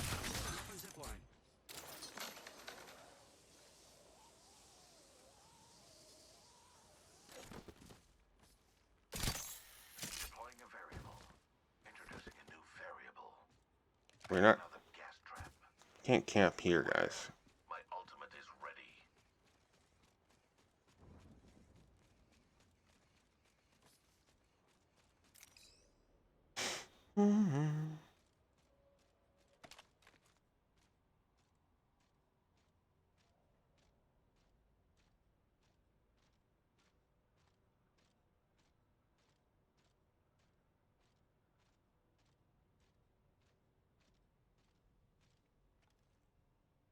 Where are the rest of my teammates? Don't stay up here. Thank you. You're welcome. I love you too.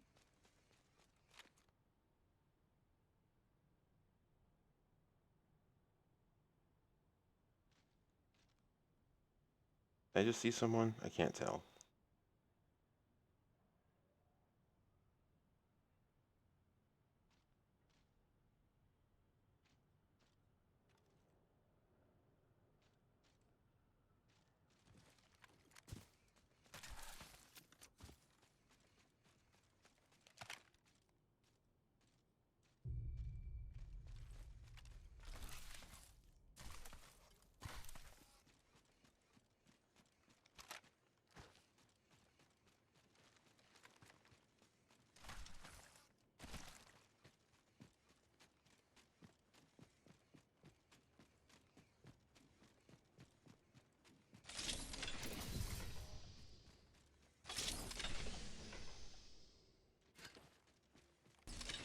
Participants have reduced by 50%.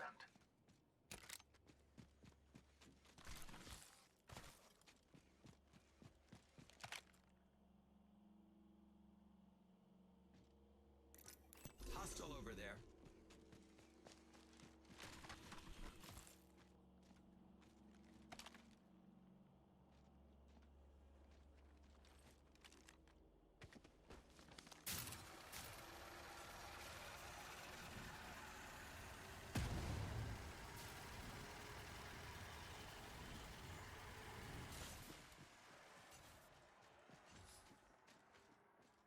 And they ran away.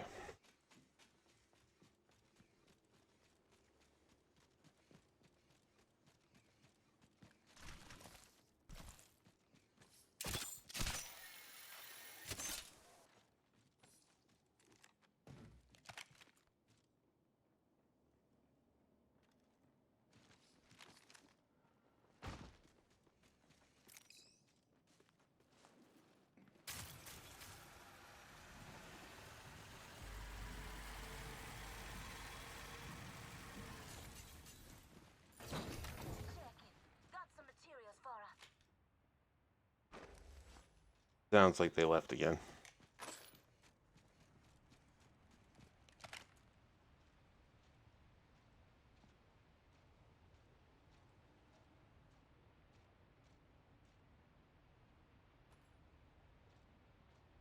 I don't see anybody.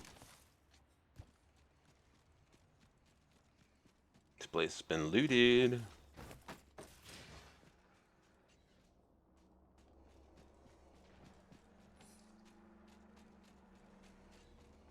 But it's not a bad place to hold up for now.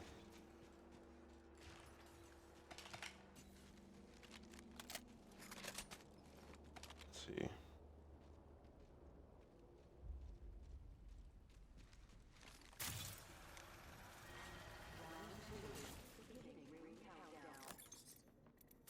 Next ring is distant. Using grapple. Replicator incoming, friends.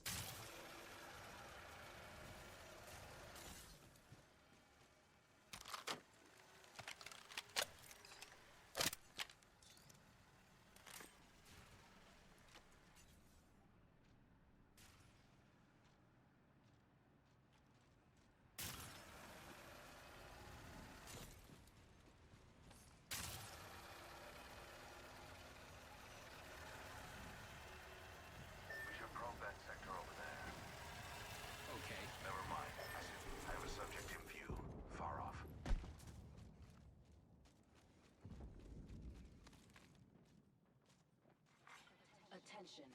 There is a new kill leader. Contact. New kill leader. Eyes out for him. Yes, I see the Watson fence too. People have been through here. Doesn't mean they're still here. Just means that they know that we were following them behind.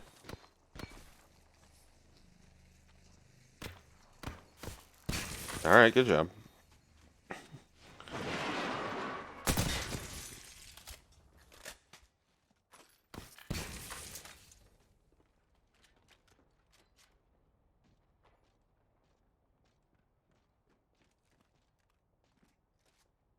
Hmm.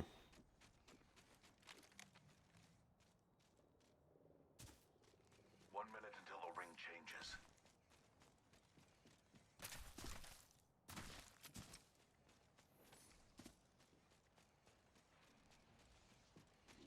Here's your birthday present.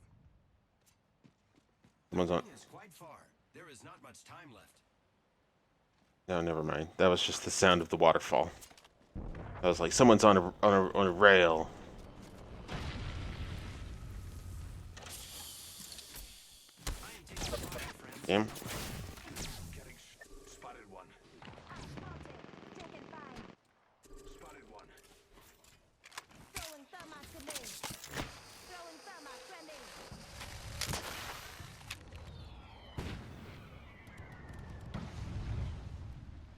The ring is close. 10 seconds. Damn it. Damn it. How did that not hit him? That's BS to me.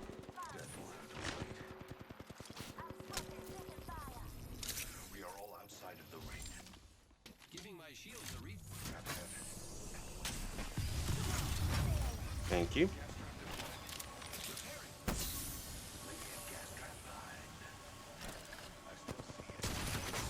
Get ready. It's set. Recharging shields. Use it. Use it, guys. Throwing thermite grenade. Throwing thermite grenade. Travis said. Leave us to follow. Throwing hostile. Enemy shield broke. Enemy down. Listen up. I've been down.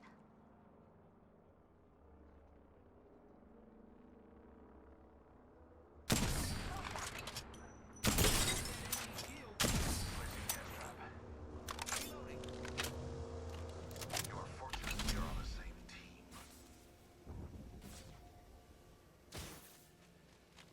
Enemy down.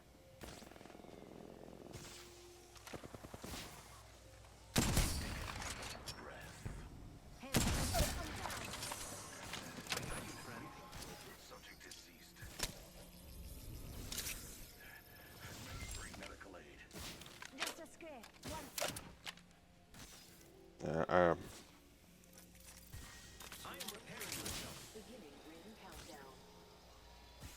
The next ring is quite far. Just a square. 1 second.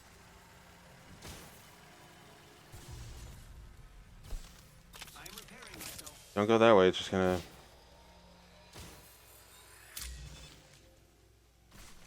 Just a square. 1 second. Grappling. Attention. Delivering replicator. Replicator on its way down. I have materials. Patching myself up a bit. Healing myself. Line deployed. Use the zip line. Come on. I sent it for you. Come on. Ah, whatever. There. Thank you. Patching myself up a bit. I don't really have much. Hail drone if you need it. There we go.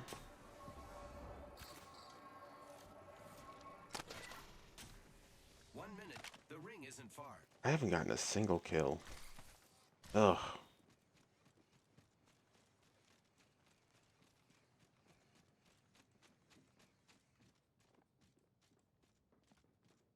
The ring's close. 45 seconds. The pressure is exhilarating.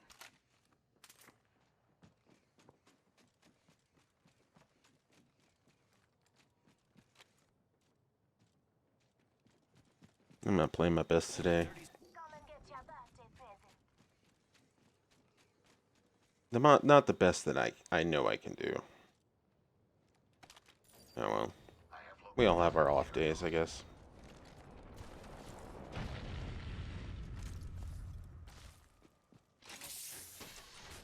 I am taking fire. God damn it. Using grapple.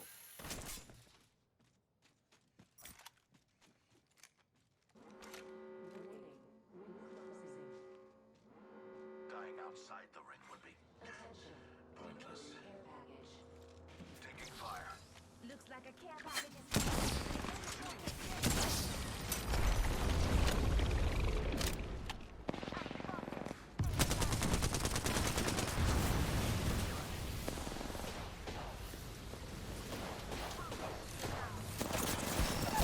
Fucking shite. Headstrong. You give me a quick line and I got you. Just a sec. 1 second. Ah. Oh well.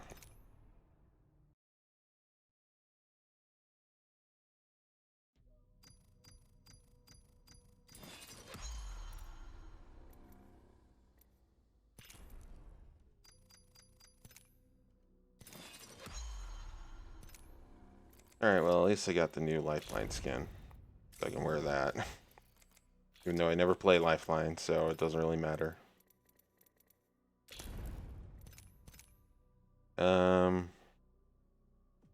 Ooh, that's next.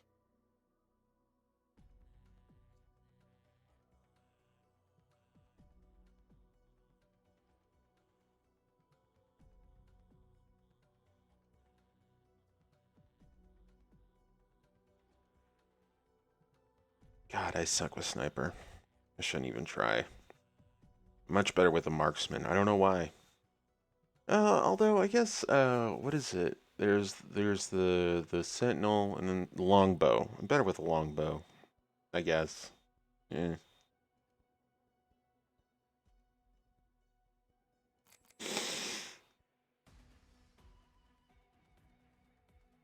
I'm also so close to getting leveled up.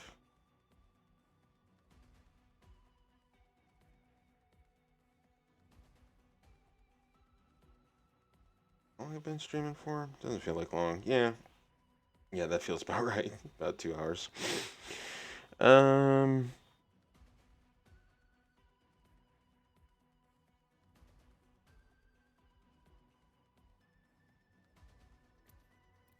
you know what? Give me a second. I'm gonna BRB, and then when I'm back, I might switch up what we're doing. So, BRB.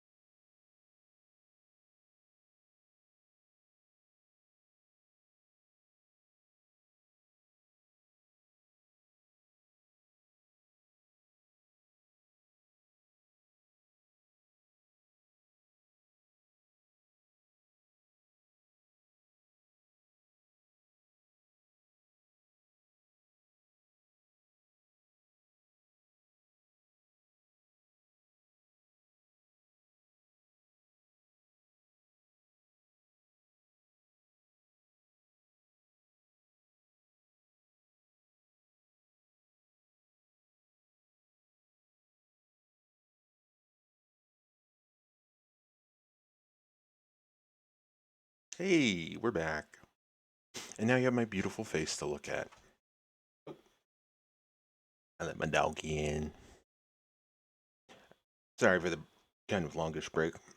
I had to not only feed myself, but make sure this little boy took his medicine. Because he's got the itchies. He's got an infection on his skin and in his ears. Probably do. But I need help with that.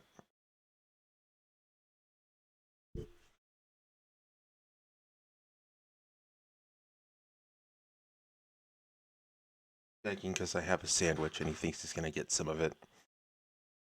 But thank you for looking respectfully at him. I appreciate it, Babby. All right. So what we are switching to is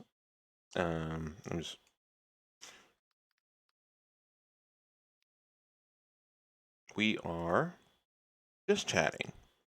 But that also means we are watching YouTube. I haven't done this in a while. Komodo Dile. Is this the right thing? No, is this it? Alright, I gotta... Yeah, let's do that. Okay. Yeah. Since there's a few things we can react to. First thing first, and it's been a while. God, I keep saying that, and I don't really mean to be making a reference, but it has been quite a while since we reacted to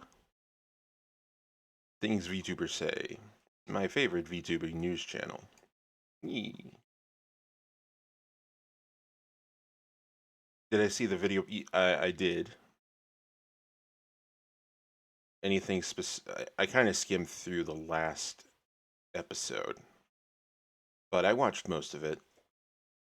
I especially watched Heidi's part. Mm-hmm. At 1440.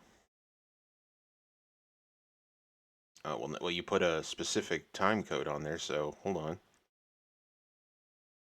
We are taking over, that being AI VTubers. As today, firstly, we check in with Dile, professional turtle developer, and will be released in the near future. And that's all for me. Back to you, False. Thank you very much, Heidi. Also, thank you very much to Babby Whiskey, the... Ah! I didn't even notice.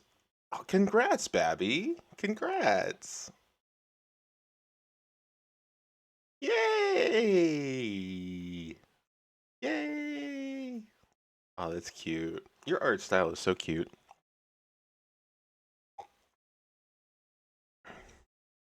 She's my favorite too. I've tuned in into her stream once or twice.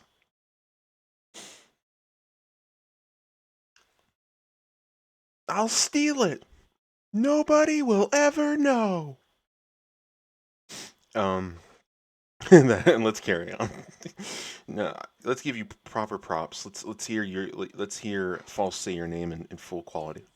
Thank you very much, Heidi. Also, thank you very much to Babby Whiskey, the boar VTuber, for this crown, Heidi. Much appreciated. And further along, hats off to Onishi at Onishi Art, bringing us this Anchorman-inspired TVS crew. So, yes, once again, folks... Sometimes I do honestly forget that sometimes they... she is charming as shit. I love her. That people I know might actually get featured on here. But congrats, Mabby. That's awesome. Satan. Yes, we've been waiting for this day for a very long time. It's time to cancel Iron Mouse. Taking to Twitter this morning and threatening everyone with this very dangerous weapon. Yes, she is armed and ready to use it, having earlier said, "Stop fighting or I will lay down the law." And then continuing on with a very famous quote that effectively translates to, "Calm down or I will calm you down." So what exactly made Iron Mouse wake up and choose violence today? Well, this all comes after now deleted tweets in which she stated she cannot wait to play the Harry Pothead game. The latest Harry Potter game, of course, being a major point of contention for many on Twitter. Later replying to that joke was before most of their time, they wouldn't know. And Iron Mouse agreeing, "I knew I should have never told a boomer joke." That leading to Buff Pup immediately getting a whiff riff and saying, "We smoke weed now, yes?" As these two have been having a hell of a time lately, including this happy birthday wish from Buff Pup to Iron Mouse. Mouse went ahead and removed the tweet after concerns from those that were, well, concerned about her playing the game, and then upon Mouse What? trying to explain a little bit further, then removing another tweet as the opposing side began. Oh wait, is it? So what's the contra? Is it just that it's a Harry Potter game and Harry Potter right now is You're next. You're next. Got it. Maybe someday I'll have to do something noteworthy.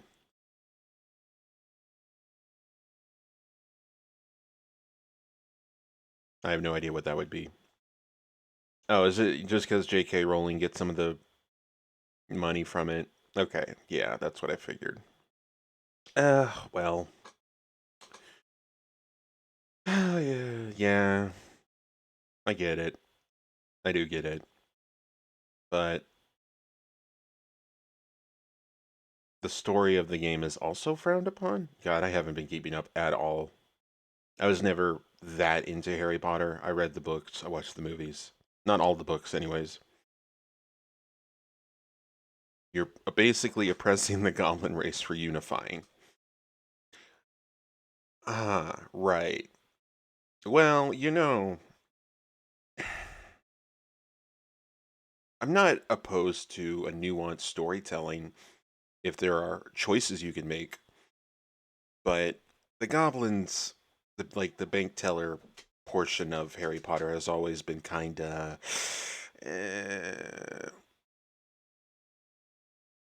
I mean, even if it's not intentional, which I don't think it is, but has always been slightly anti-Semitic. If you know, then you know. And I don't think it's intentional, but the fact that that's a plot point, yes, it's a bit on the nose. No pun intended. But yeah, the fact that you're stopping them from unifying, not a very good message to send out. I mean, we can all accept the idea of Wizard World being kind of backwards, and that's kind of what makes it funny in a way. Like the whole, where like Ron's dad was like trying to figure out like what's the point of a rubber duck, being mystified by a rubber duck. That's we can all accept that as funny because that's sort of the exchange for being magical and shit is like, maybe you're a little bit backwards in your way of thinking. But with such a touchy subject as unions and shit like that, you don't want your characters to be involved in that kind of thing. That seems more like something, I don't know, Harry Potter characters would be fighting against. I don't know. Like the good ones, like Harry and the gang, like Order of Phoenix shit. That seems like something that, if you had the heroes, they would be siding with the goblins to be like, let them unionize, Of course, I don't expect them to be like, I don't know. I'm speaking out my ass, but because I don't know much about Harry Potter lore, but the optics don't sound good, do they? No. Entering to the other side, and as we all know, Iron Mouse does not want us fighting amongst each other. But that's not the actual reason we're canceling Iron Mouse today. Oh no, she did something much, much worse this morning, turning on her fan base, or more to the point, showing that she is a fake fan, saying, "I don't like the new suits, bros. Sorry." That's right, Iron Mouse dunking on the latest Power Rangers suits. I'm gonna have to agree with her. I don't like him either.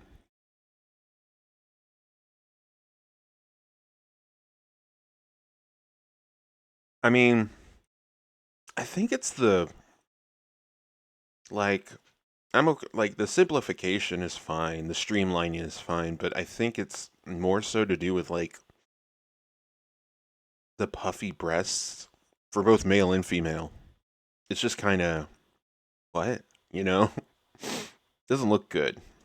With this absolutely lost child wondering in saying, "Who's still watching Power Rangers?" With Mouse then responding, "You must be new here." And Mouse has received plenty of other good news, including confirmation of 2 million streams of her version of King on Spotify, as well as They all can't have pointy shoulder pads.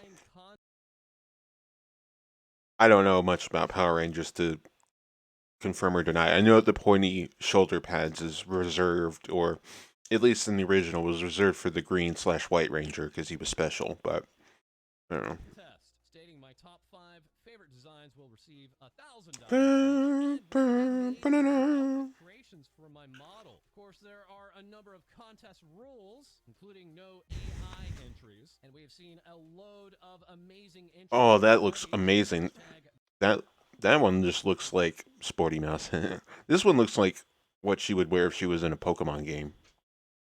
Name is Daisy Dukes. Dress up Satan, including this Sporty Mouse from Rudy Bacartos, complete with pockets, stickers, and Velcro straps, alongside other elaborate designs, including this work from the artist Jay, saying, "I went and made more than one hairstyle because more hairstyle, why not, right?" And we just had to show off this version. That's right, it's the Booby Roomy. We've also received word that Iron Mouse has an official My Anime List page. That is, Mouse is very animated right now, as just out of nowhere on her last stream, she dropped a brand new trailer for even more lore. More news expected on that soon. That looks amazing. Oh my god. Starter kit on Advanced GG, where you can use code MOUSE for 10% off. And a big thank you to everyone supporting our Hold on, let me let my doggy out.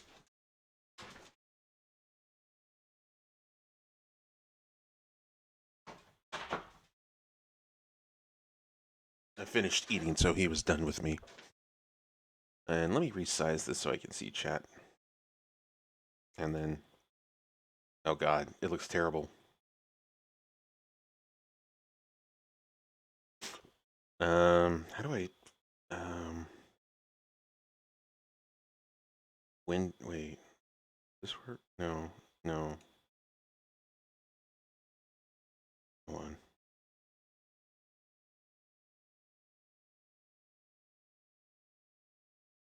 No. Nope. Wait, what? Where'd it go?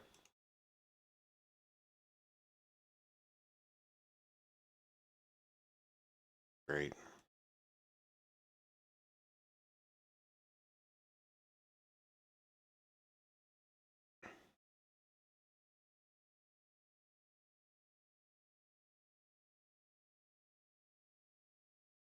That looks good. I don't know if it's squished or anything, but whatever. Looks fine. I love Mousy too. Would I get a new outfit design? Absolutely. Are you allowed to ask about the pool of blood? It's the Tumblr Con. Sorry, the Dash Clash. They never got that approved. It's the Dash Con ball pit.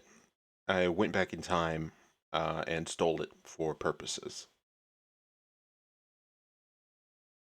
Look, there's no more iconic meme to me than that. Because I was there. I wasn't there. I wasn't at DashCon. But I was on Tumblr when all that shit went down. It was quite the moment. And it holds a special place in my heart. And I've also outfitted it with some reptilian technology. So it's kind of a subspace exit strategy should I ever need to vacate this cave suddenly. So, yep. That's the lore. Market merch drop, including the recent False ID monthly merch subscription box. Now including the very first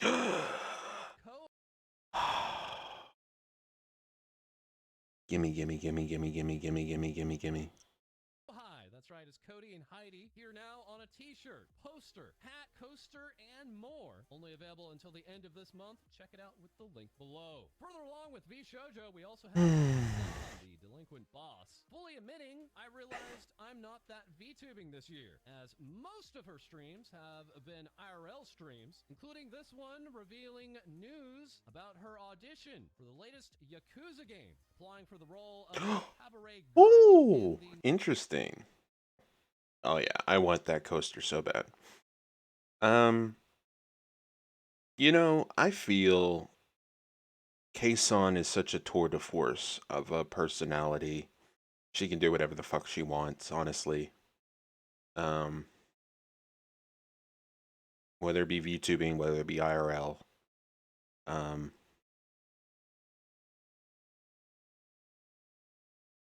and I think it's kind of healthy, so to speak, to have to be able to expand that repertoire. If you're able to, especially with someone like Kason, who I feel is so, what's the word? Um,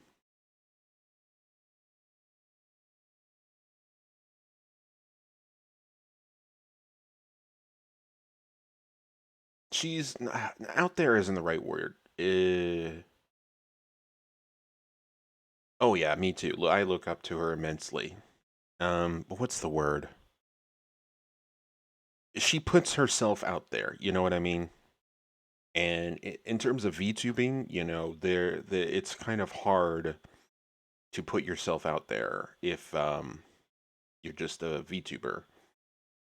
Plus, with all the shit that has happened to her unfairly, I even though from my point of view I haven't like intentionally gone out to see any of it, I'm pretty sure her real face has been leaked and her places have been doxxed.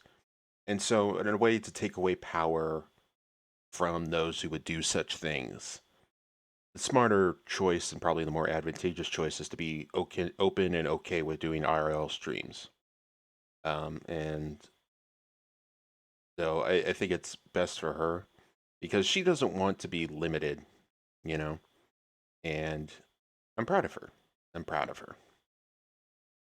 So, and hell yeah, goddamn, I want her to win that audition. Like a Dragon entry and reacting on stream as she found out she moved past the first stage. Kason also teamed up with Yahoo TV to celebrate the Lunar New Year alongside Toriko and Huni to learn more about Taiwan. Once again, that being the independent country of Taiwan. As we also have coming in from VShojo Japan, quote retweeting this from VTuber Meta, showing off that they received in the latest color version of their upcoming magazine cover, but then leaving it in a very heavy mosaic, only for 2 days later to link to an Amazon post, fully confirming, yes, that is Kason on the cover of the 3rd volume, with the text on the top right mentioning all the other members of VShojo as well, with one of those members being Zentrea, punk, fully rendered here in this absolute portrait, capturing all of those curves. Then as Zen also shared, this is so freaking sick, sharing pictures of her latest Ironside PC case, stating it's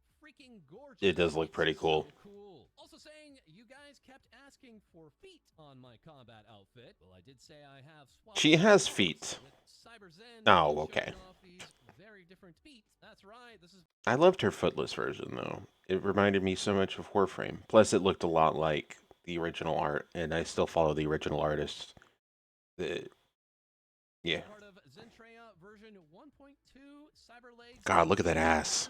With Zen saying, I have now successfully acquired schematics for using cybernetic feet attachments. Or I guess, look at those sexy new kicks. And that's not all from Zentrea, having also shared today, I accidentally dropped it. I'm sorry, I literally was trying to pose it and it slipped. That's right, it's a brand new YouTube silver play button. Unfortunately, no reflection. Boo! With Zen saying, I never dreamed I would be here. Thank you all so much for the support and love and for everything, and I will continue to do my best for you. Let's go! As Zen has even more amazing news, sharing after waiting so freaking long, the house I am moving into is He's ready. Just need to do some testing on one last Yay! thing, and I can move in. I am praying this last thing works, and I can finally move in. Please, I have waited so long, excited. With many thinking this may be the toilet, as today Zen has a very challenging day on Twitch, taking part in the One Chip Challenge, an incredibly spicy challenge that we can confirm led to loads of cursing and pain on stream today. And that's not all. I love her faces. We have this crazed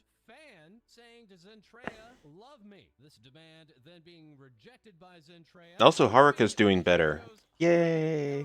Who had fallen ill and had to stop her subathon, going on to update us over these past weeks about her recovery, saying, "I can finally breathe through my nose," but then 2 days later saying, "I keep getting jabated." Here I was thinking I was getting a little better, but then I get slapped. Now I am huddled in millions of blankets. While also going on to share this voice tweet. Let's go ahead and take a listen. Alright, here we go. Some ginger ale can opening ASMR.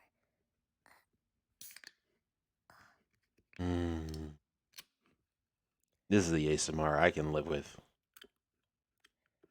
Now for a taste test.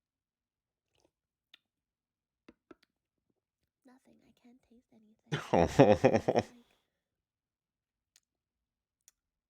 gross carbonated water.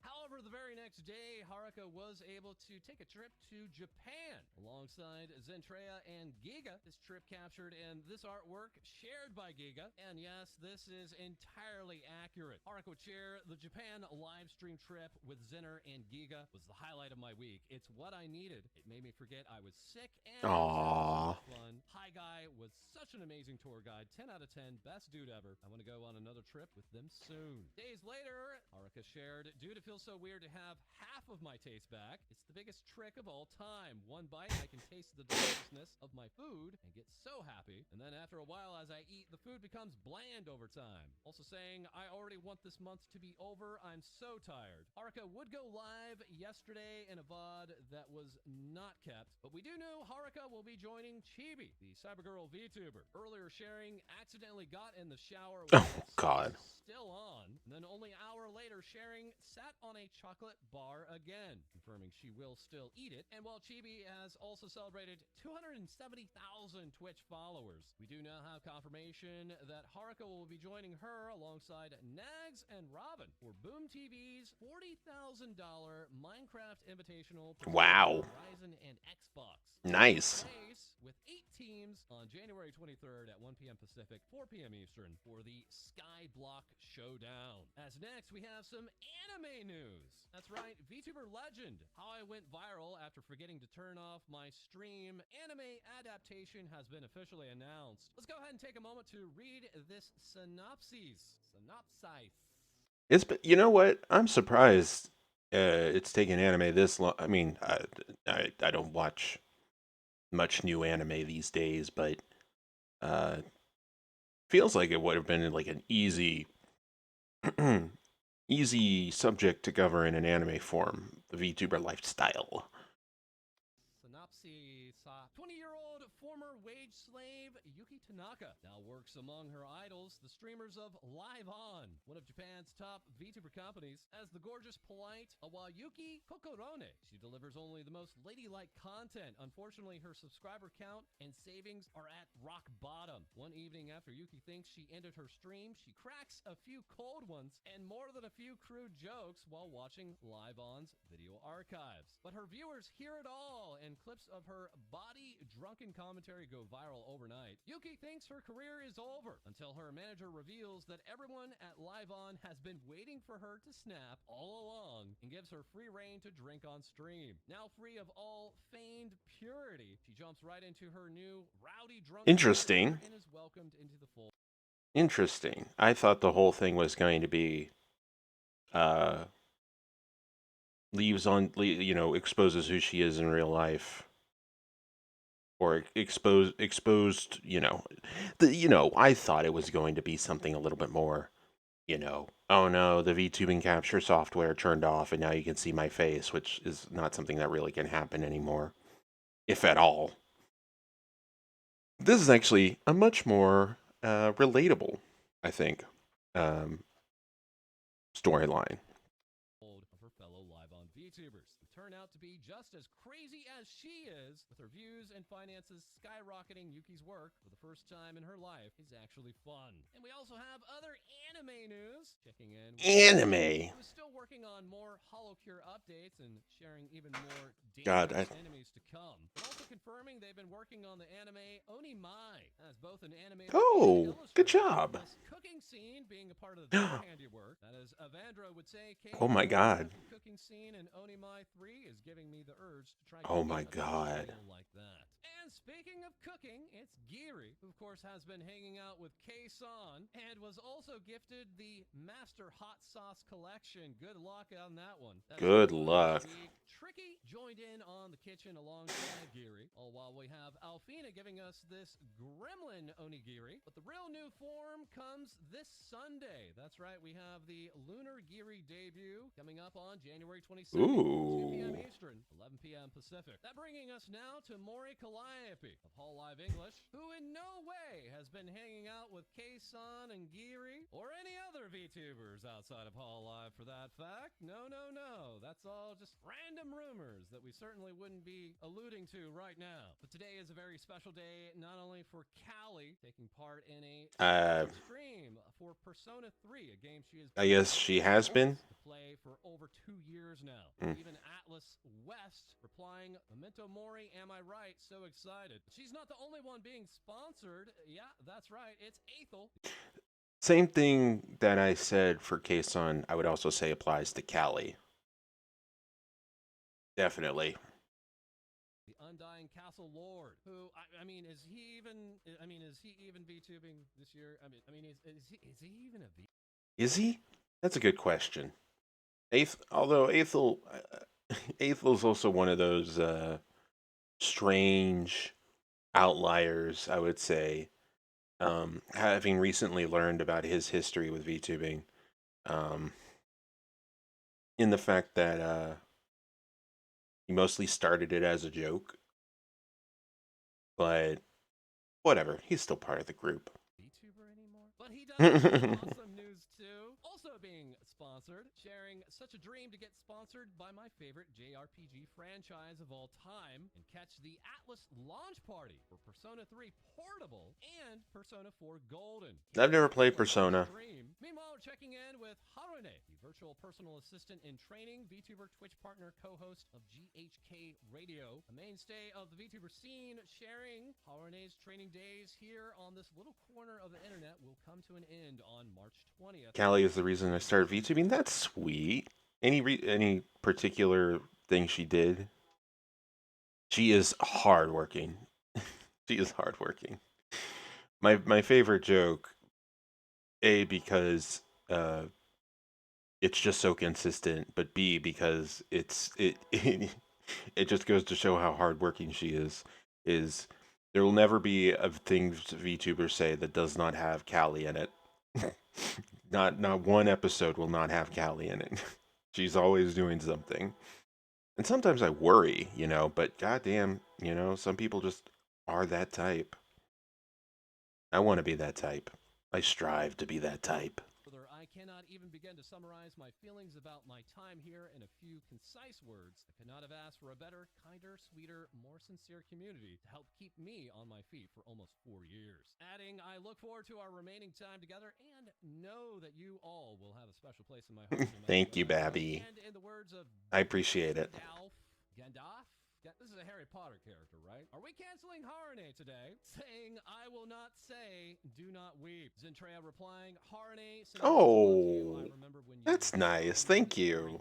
Natsumi Moe, I appreciate that, Babby. I'll miss seeing you. Thank you for being around all these years as the delightful good being you are, and I hope to see you around in the chaotic world that is Discord. Wishing you happiness and the very best always. Giri chiming in, I love you, and I am so lucky to call you. I don't know who this is, so I can't really speak on it, but aw. That lastly with with Kamda saying take care and good luck out there. And we are also wishing good luck to Reina's son of Production Kawaii, the Heavenly Demon, hyping up her 3D debut, saying, you guys, 3D debut is so close. Please, please, please, please come watch all the girls. We're putting so much into it. This being a stream relay with all the Production Kawaii talents, beginning with Forever Bloom, a lyric video, and then following up with not one, not two, but 7 3D debuts. Wow. January 20th, beginning Impressive. at 6 p.m. Pacific, 9 p.m. Eastern, beginning with Nene Amano and ending with Reina's son. We'll be there checking it out live. As very quickly, we're checking out Hall Live, scaring everyone with an apology, which then reads, we have noticed a misprint in the booklet of the Hall Live Idol Project mini album, Hall Live Summer 2022. We sincerely apologize for any inconvenience caused by this. Please download the corrected booklet data from It's okay. Oh yeah, that's right. We have a super collector's item now. And we are back with Hall Live English's Galgura once again. Tweeting out yesterday, do shrimp have the onamana peta onama? Well, also tweeting out this morning, rev up the shark beam. As many are revving up pictures of the new Dino Gura showing up on their doorstep, including this collection. As this user confirmed, they are not a scalper and they have no intention of... I've got my Gargura Nendroid right here. And if you think that is a super fan... That was I've got Gargura. God, I'm glad she's coming back. Sounds like she's revving up to start streaming again. And I was worried about her. Even more so than Ina, because it seemed like Ina knew what she was taking a break for, but with Gura, it was like kind of like, ooh, oh no, Gura definitely was part of why I got into VTubing. And also her Nendroid was the first VTubing merch I ever bought. Now it's here with me. I have her holding her trident and smiling. But the demon that dragged me into the VTubing pit will always be, and forever will be, Nanashingume. I can't wait till I get the friend plush. I'm waiting for that. We now turn to Cody, bringing us even more Hall Live Japan news that he has been absolutely ready all day to tell us. Take it away, Cody. Oh, just one take? For real? Sure, okay. Ko-hi-yo! Today we record in one take as homage to Hoshimachi Suisei, whose musical prowess has not only been featured in February's issue of Japanese magazine Nikkei Entertainment, but whose talent has been recognized enough to be invited to the YouTube channel The First Take, a channel created by Sony Music Entertainment with nearly 7.2 million subscribers and vocal coaches worldwide commenting on the Whoa. videos. It focuses on the purity of music and the raw talent of the musicians invited to sing. Japanese and international artists are tasked to create a unique, one-shot performance with no direction, no retakes, no editing. And in their words, less filter, more music. Some of the biggest names in anime have been invited on, such as Ai Higuchi, who sang Akuma no Ko from Attack on Titan. Whoa. Lisa has performed multiple times with her rendition of Gurenge, hitting 128 million views. This is where Hoshimachi Suisei comes in, as this Friday she is the first ever VTuber to perform on The First Take. That's amazing. How far Suisei has come to be recognized for her vocal skills in the music industry. There are no clues as to what song she is performing for the video, but it's more than likely... Especially after having throat surgery. God damn. I mean, I guess you only get throat surgery when you're really putting in the work, huh? Expect one of her big beats, Stella, Ghost, or even a song from her upcoming second album, Spectre. Of course, Spectre is launching on the 25th of this month, with her live concert, Shouting Crisis, taking place on the 28th. And user Kanaaru gave us a little video of the vocals we can expect from the idol.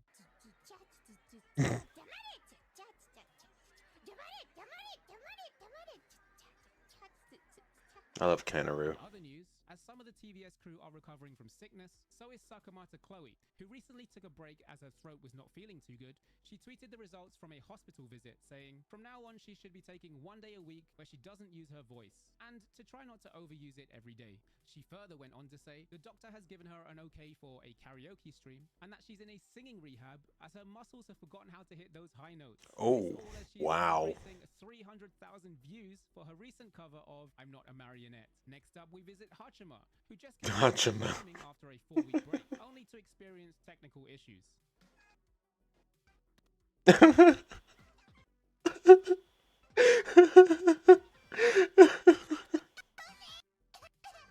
But that's everything from me. Back over to you, False.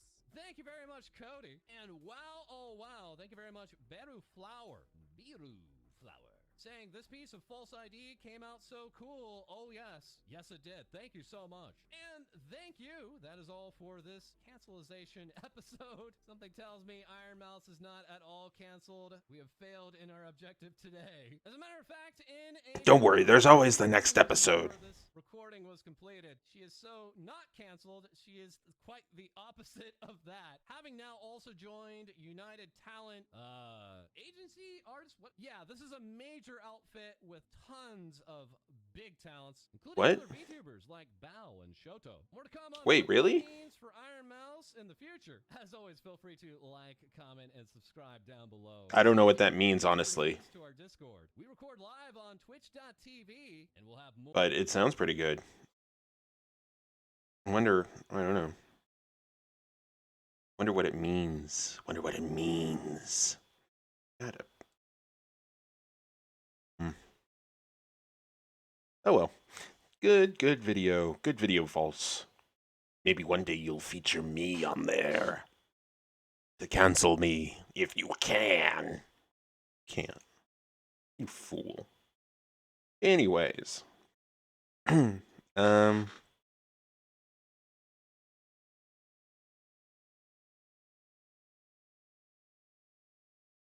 Next thing I was going to watch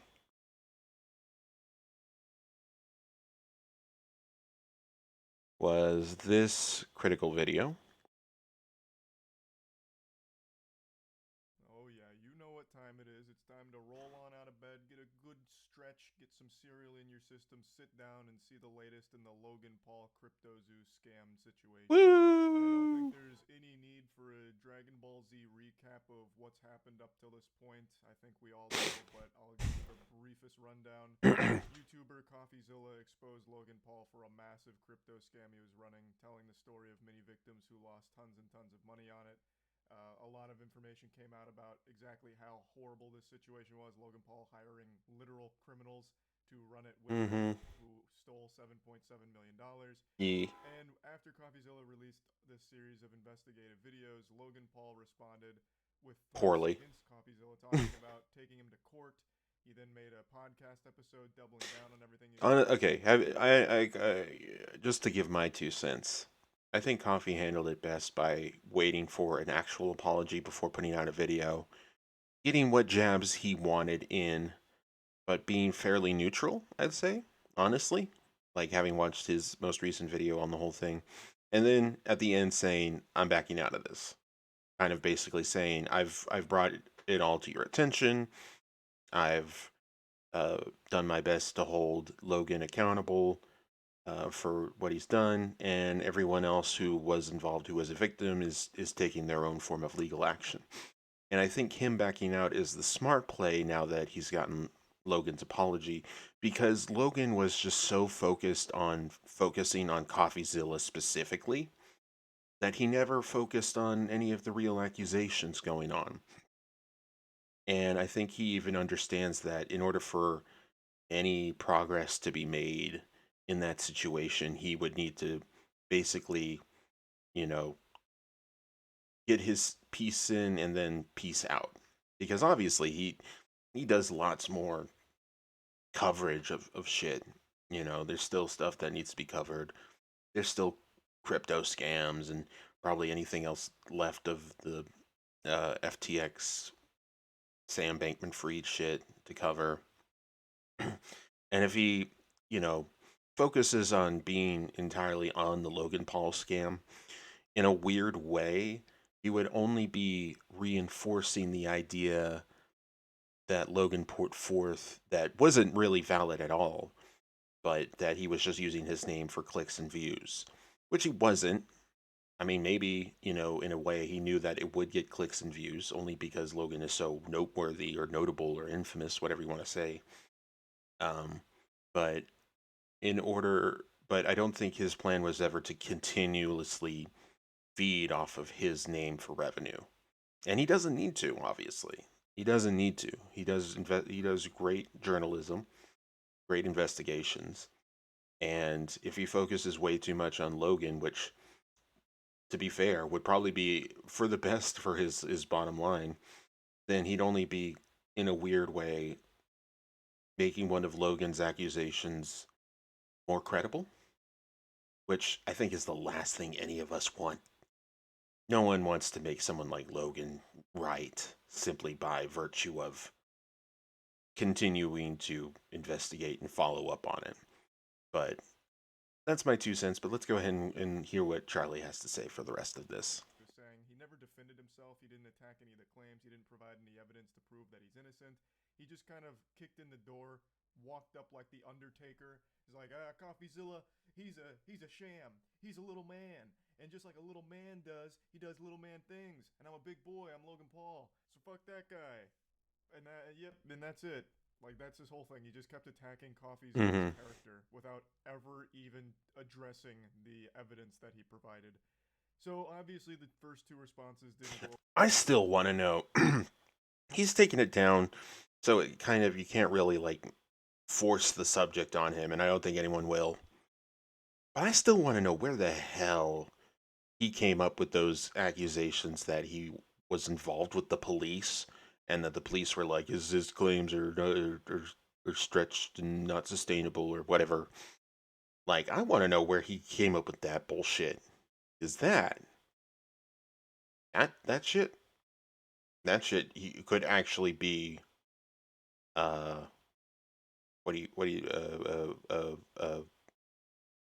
defamatory? What's the word I'm looking for?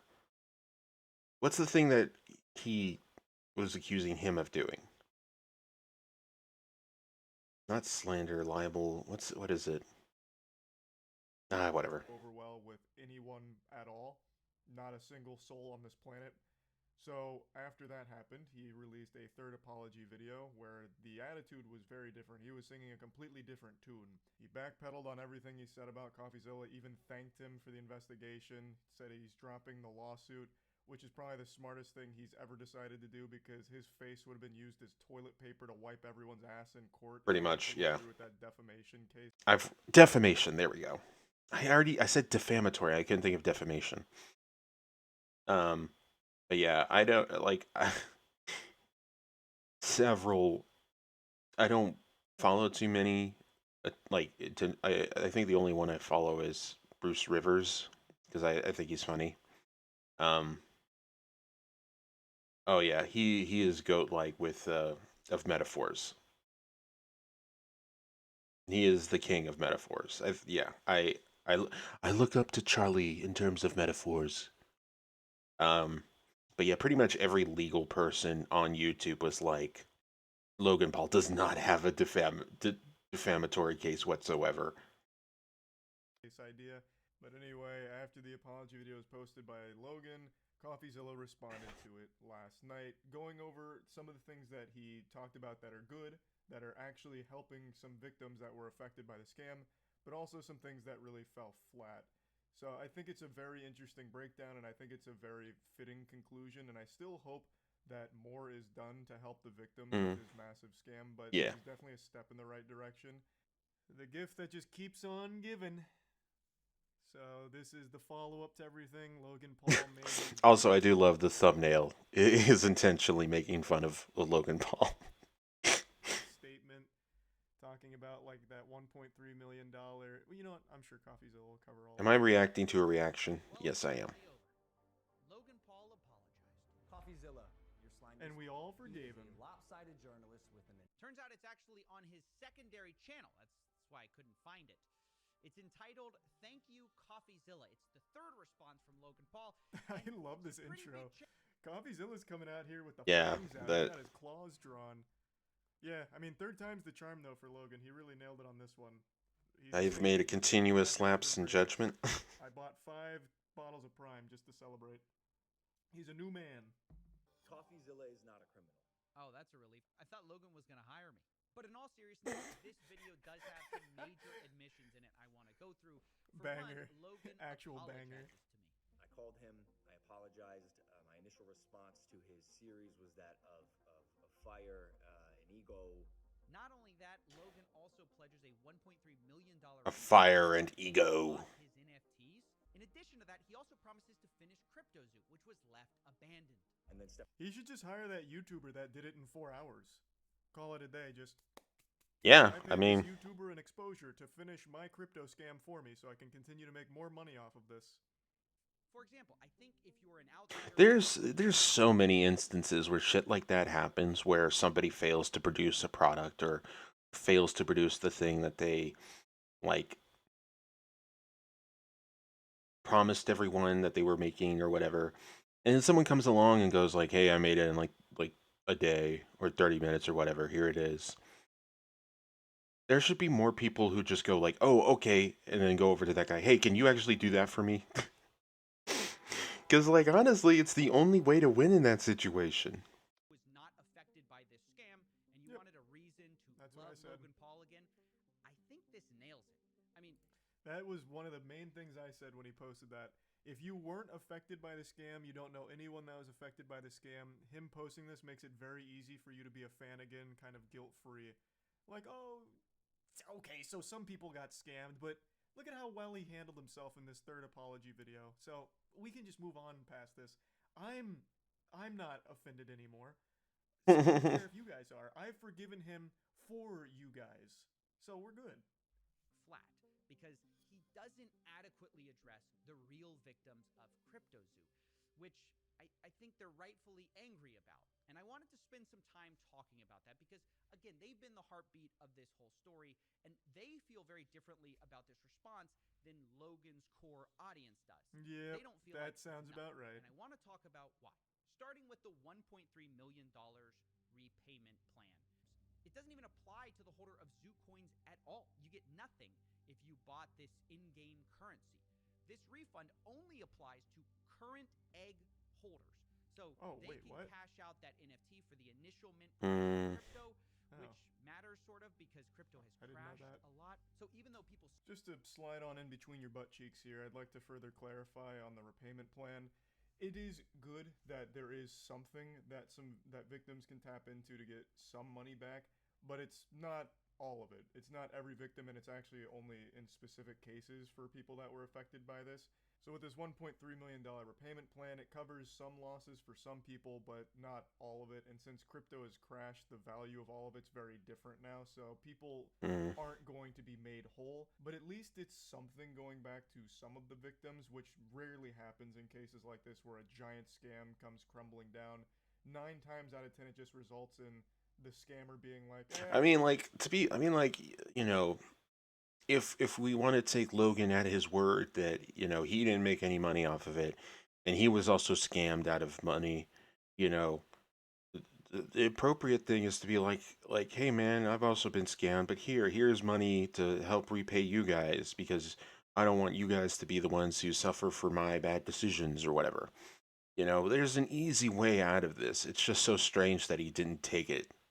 You know, he immediately took on the offensive against coffee, which was the wrong idea. Wrong idea. It would be the same as if, all right, I hate to say it, but it would be the same as if during the Suicide Forest incident, he was like got mad at the country of Japan, you know, instead of like accounting for his actions, you know. Oh, well, why does Japan have it? Blah blah blah, you know. Some people don't want to be wrong. Yeah. Yeah. That's absolutely true. It is so much easier just to learn how to be okay with being wrong. You entered the poop zone, you should have expected to get a little shitty. You know, and they just move on and just never talk about it again. So at least there is something coming back, but of course, it's not all of it. The Zoo coins were most of this scam. I mean, that's where most of the money was spent. It wasn't just on the NFTs. It was on this in-game currency, which Logan seems to have no intention of refunding. And his response for why is pretty bad. He responds to somebody who lost $80,000 who told him, I hope this isn't just doing what you have to do technically to not get sued. Oh, goodness gracious. Jinkies. 80K in zoo shitties? Oh, Ruben. That is... I mean, here's the thing also. The people who invested in this stuff, I don't want to throw shade at them because I think enough shade has been thrown at them, not only just by virtue of investing in this, but by being so noticed. You know, all those videos being seen, people have definitely poked fun at them. These are people with way too much money. I can't even imagine investing any kind of K into anything. Maybe that's just because I'm bad with money and don't have a lot of it. But like, damn, man. Damn. That's... You could have given it to me. Painful. Oh, goodness. Logan replies with a screenshot of his white paper and later explains to Wait, hold on. Let me read that. Replying with just a picture from your terms of service or whatever is always just such a douchey thing. 80K subs. Yeah, oh my god, yeah. An investment vehicle. The contract doesn't include incentives for liquidity provided. Babby coin. Although the largest, and then cuts off. Komodo coin. Coinmodo. Loser. Invest in Coinmodo. It's not a real cryptocurrency, but crypto isn't real currency either, is it?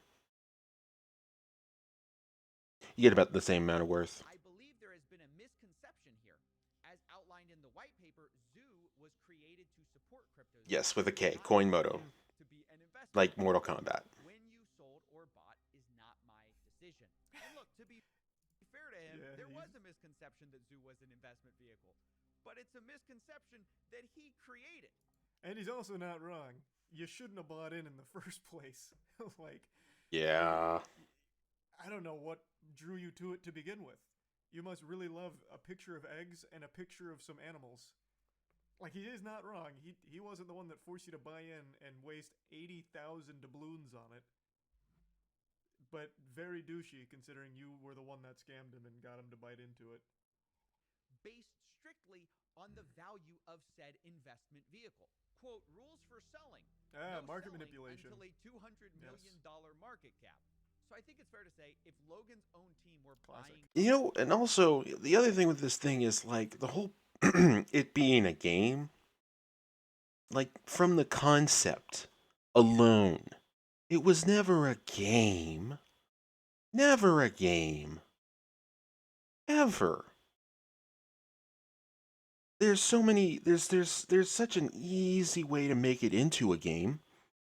You turn the crypto creatures that you hatch and you fuse and all that stuff, and you make everyone have their own, like, zoo tycoon. You know, you turn it into some kind of zoo tycoon thing where, like, hey, come to my zoo. We're the only ones with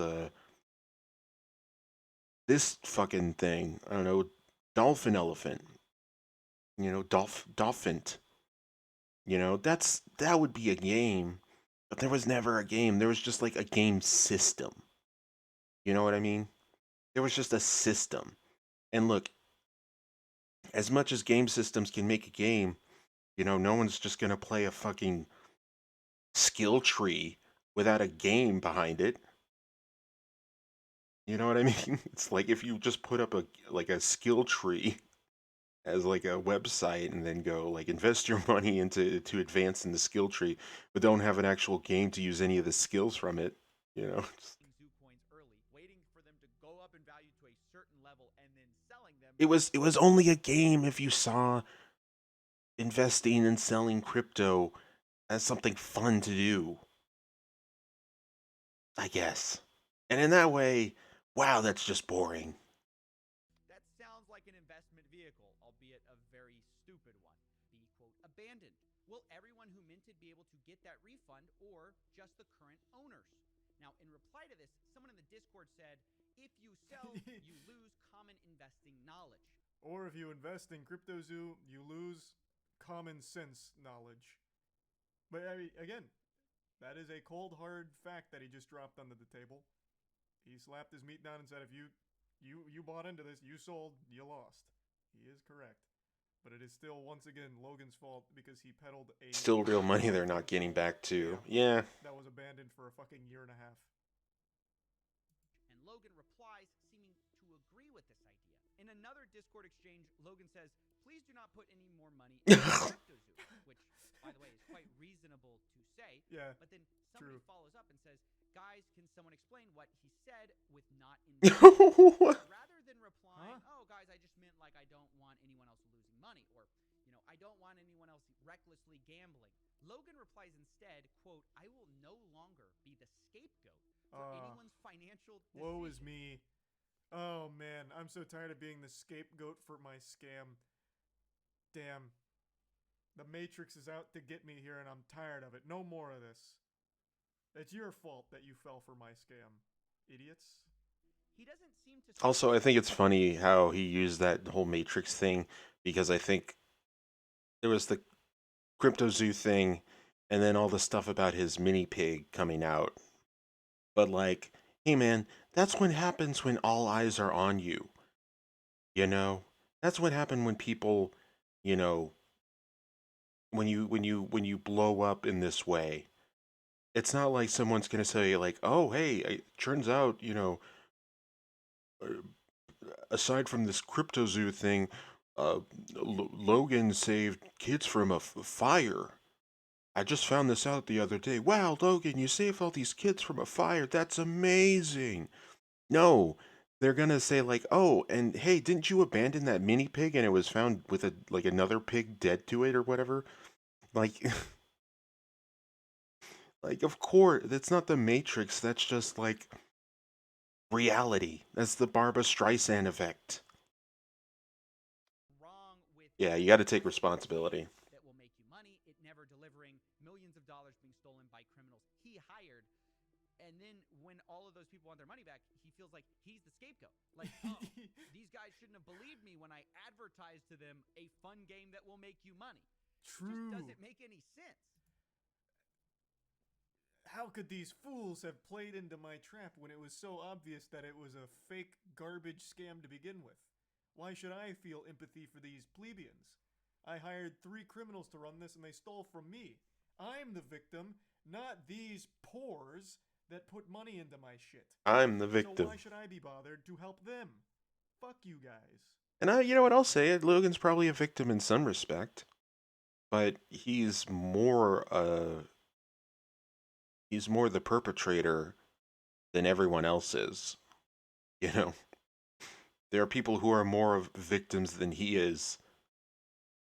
So like, even if he's in that middle ground, he has to accept that the vast majority of people, that there is a greater majority of victims other than him, you know, who are less responsible for what happened. Simple job to do. All he had to do was just come out, apologize, get as much money back for the victims as possible. But he himself can't help but play the victim here. Yeah. In fact, I have a third example of how Logan might really feel, because Logan tweeted right before his response. He says, That quote, shit was the awesome. Matrix is real. Pray you never become its target. Now, I guess he's trying to channel Andrew Tate here unsuccessfully, basically saying... Which is a bad person to channel right now. Real bad. Real bad. He could invest in helping people. He could do a lot of things, man. And, you know, I don't know. He could be putting money into charity. You know, he could be doing a lot of that stuff. But, like, doesn't seem like it. You know? Seems like he's kind of, like, doing the thing of, like, you know, make money, then put that money into the next project, then make money, then put that money into the next project. I don't see a lot of that going back to people who really need it. Andrew Tate even fucking dunked on him for it. Yeah. Which, like, who cares, you know? Two bozos beating each other up. But I remember he said something like, even people in the Hungarian jail know about your crypto scam. Which, like... I'm just too much of a truth teller. I'm just an enemy of the system. That's why I must he revealed too much. But if that's the case, we then have to wonder... Bunch of bozos. Matrix though, Logan? Like, is it your fans who got robbed? Who are coming after you. I know it's not me. So I'll explain it. Logan, with his back against the wall, does what he does best. He tries to parrot literally anyone else's belief. All Yep. he did was grift into something that he thought might be able to earn him some points to get out of it, so he went with the Matrix angle because it's such a hot button thing with Tate and all that. What he failed to Dumb. realize is that literally no one is on his side, so that became even more of a goofy, delusional attempt at saving face. The guy scammed, point blank, hired 3 criminals, which he himself admits, and he There still is had no the spoon, gall and Logan. chutzpah to try the Matrix angle, which even summoned the Matrix man himself, Andrew Tate, to shit on him for it publicly. I would love to see, you know, like these people who always spout the Matrix things go like a step further with the metaphor beyond just like red pill, blue pill, that shit. Like, all right, then what is all right? Then in your an analogy in your grand metaphor verse, you know, what is the spoon? There is no spoon. What is, uh, you know, what are the agents? What are what is Zion? What is, you know? Because it's only when you go further with the metaphor does it fall apart. Further burying Logan's head in his ass. It's such a poetic disaster of PR. I've never seen The Matrix. It's a good movie. It's a good movie. I mean, like, the reason I hate the constant usage of it is because it's a great movie. In fact, it's even better when you see it as a analogy for um, transitioning, being trans or that stuff. Because wow, the fucking movie opens like it, you know, especially with the fact the Wachowski sisters, you know, are no longer the Wachowski brothers. You know, that should be a big point. Um, but it's such a beautiful movie, and an analogy when you take it with at that point. You know, the fact that you know Neo is constantly against people who are dead naming him Mr. Anderson. You know, the agents are all white men in suits. You know, the main villain is just a guy who makes everyone look exactly like him. Eh, there's a lot of poignancy, and it's a beautiful film. And you know what? Even the sequels with their faults have high points. Um, it gets a little weird at points, but it's beautiful. It's a beautiful film, and I sincerely think, you know, God, the final fight with Agent Smith is one of my favorite scenes because it's just Neo just like resisting, and then like Agent Smith is like, why do you fight? Is it for love? Is it blah blah blah? You know, and oh, it's so good. It's so good.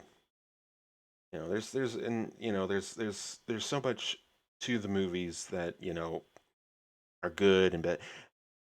Like the music is amazing. The fucking all of it.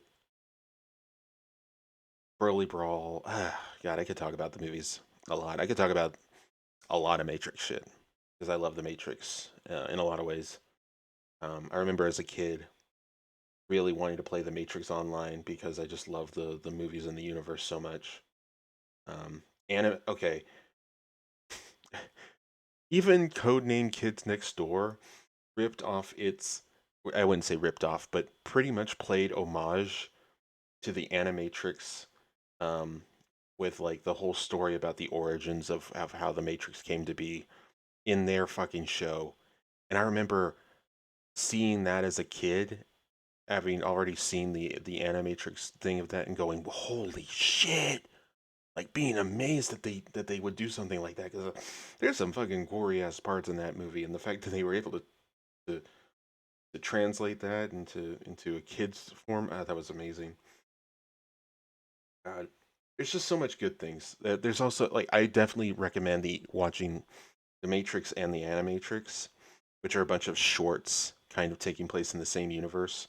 One of my favorite ones is other than like the origin of the Matrix is The story about the guy who runs so fast he breaks out of the Matrix. That one is just beautiful. It's so beautiful.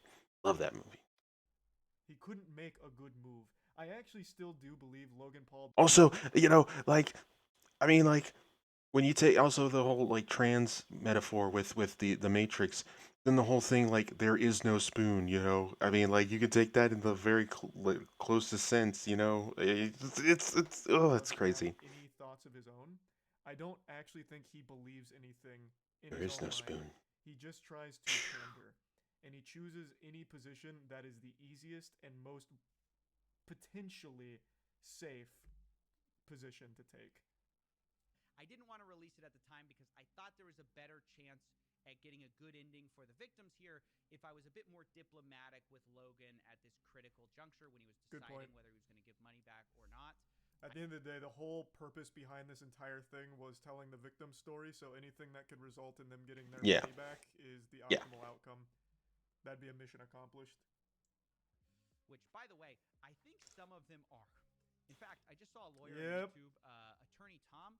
He's going to start the legal process going after Logan using stuff like the arbitration clause in their terms of service. So I just wanted to say, if you're a victim of CryptoZoo, it's your support that made all the difference and got the victims at least something. So that wraps it up. Thank you for watching. Imagine Logan comes out and just like, you know what? Fuck you guys. You didn't suck my dick hard enough for my benevolent actions here. I am going to sue CoffeeZilla. Which, okay, and having said all that, that is why I get mad when people like Andrew Tate or Logan Paul or anyone really takes that Matrix metaphor for themselves, especially the red pill shit. It's just like, I mean, like, hey, the whole trans thing, I didn't realize that point until much later on, or in fact, until the Wachowski sisters pointed it out. So, like, I don't really blame anyone for taking a surface level reading or even a subsurface level reading of the Matrix, and that's it, and just applying it to the system's against me, blah blah blah. But I mean, honestly, if you watch the Matrix, you'll understand that they're pretty much Agent Smith in that case, where they think they've gotten woke, but they're not really.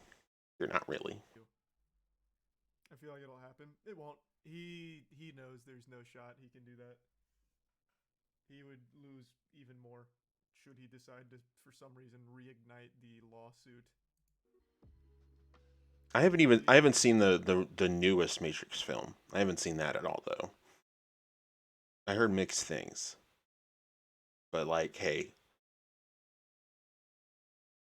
Revelations and Reloaded both were pretty mixed, and I enjoy them. Never intended to sue.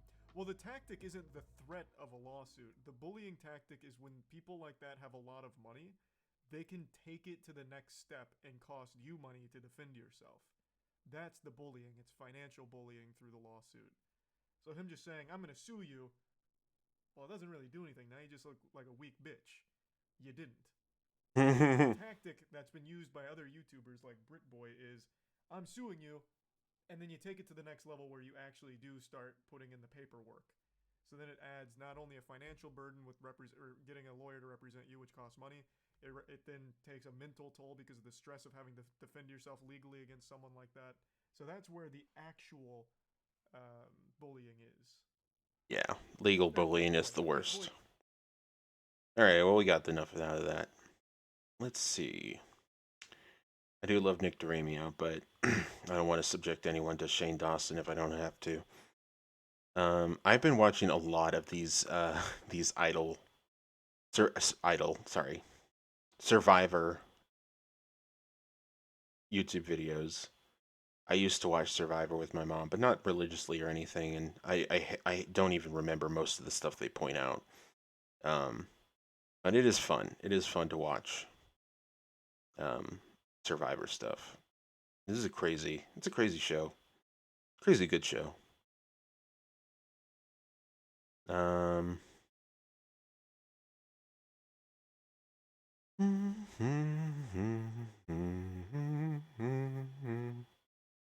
Although I do, you know what? Maybe I'll watch this.